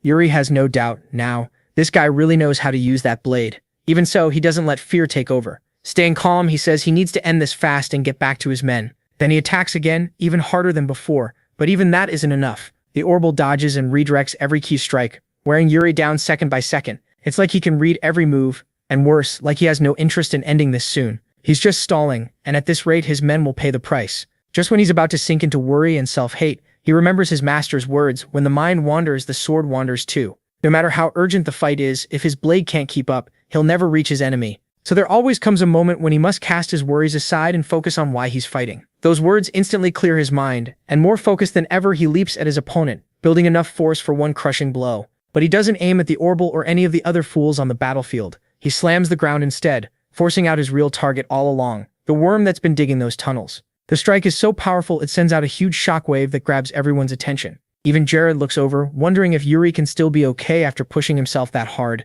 He sees him still standing in front of his enemy, but the effort was too much. The protagonist soon collapses. He used up every bit of mana he had, and it's even worse than he expected. The backlash is so bad he can't even stand again. The only thing that comforts him is the hope that the worm is just as badly hurt. Sadly, that's not the case. In the distance, Lauren glances away from his own opponent and sees the creature still moving. Seconds later, 4 more heads burst from the ground, ready to strike Yuri from behind. Luckily, Jared reaches him just in time, dragging him away from the attack. The blonde leaves his own opponent aside to deal with the threat before it's too late. Yuri thanks Jared for saving his life, and Jared snaps back that if he's really grateful, he should warn them before doing something that reckless next time. Then he stands, sees MC can't keep fighting, and accepts that it'll be up to him and Lauren to handle both the enemies and that creature he's never seen before. The situation is so bad that the blonde says out loud that dying to protect his prince would be the greatest honor of all. But Yuri forces himself up and raises his sword, insisting there's no need to think like that, they're going to win. Even if he can't really fight, sitting still isn't an option. So he orders them to spread out while he acts as bait, hoping to create an opening. Then just as things turn grim, the fight is interrupted by Graham, who arrives with a solid group of soldiers sent by Ragna to support them. After that, the balance swings to the Alliance's side, and once everything is over, Yuri is resting in the infirmary. Graham gives the official report. After he attacked the worm, the enemies began fleeing in large groups. They likely realized they had no chance of winning once their route in was blocked, which also means they failed to capture anyone who could explain the real goal of the attack. Still, Ragna praises Graham. If he hadn't arrived when he did, they would have lost one of the Alliance's most important members. Then he sends him out and stays alone with Yuri. Even though Kenab is still half asleep, he still scolds him for always becoming the center of attention. Then says that's exactly what the protagonist needs if he's going to become the future husband of Trina. Good thing the protagonist didn't hear that nonsense, or it might have killed him for real. Several days pass before he finally wakes up with the awful feeling that someone had wished a fate worse than death on him. Luckily, that bad feeling fades when Sylvia comes to visit and tells him the battle ended better than expected. While he was asleep, they still managed to move forward as planned.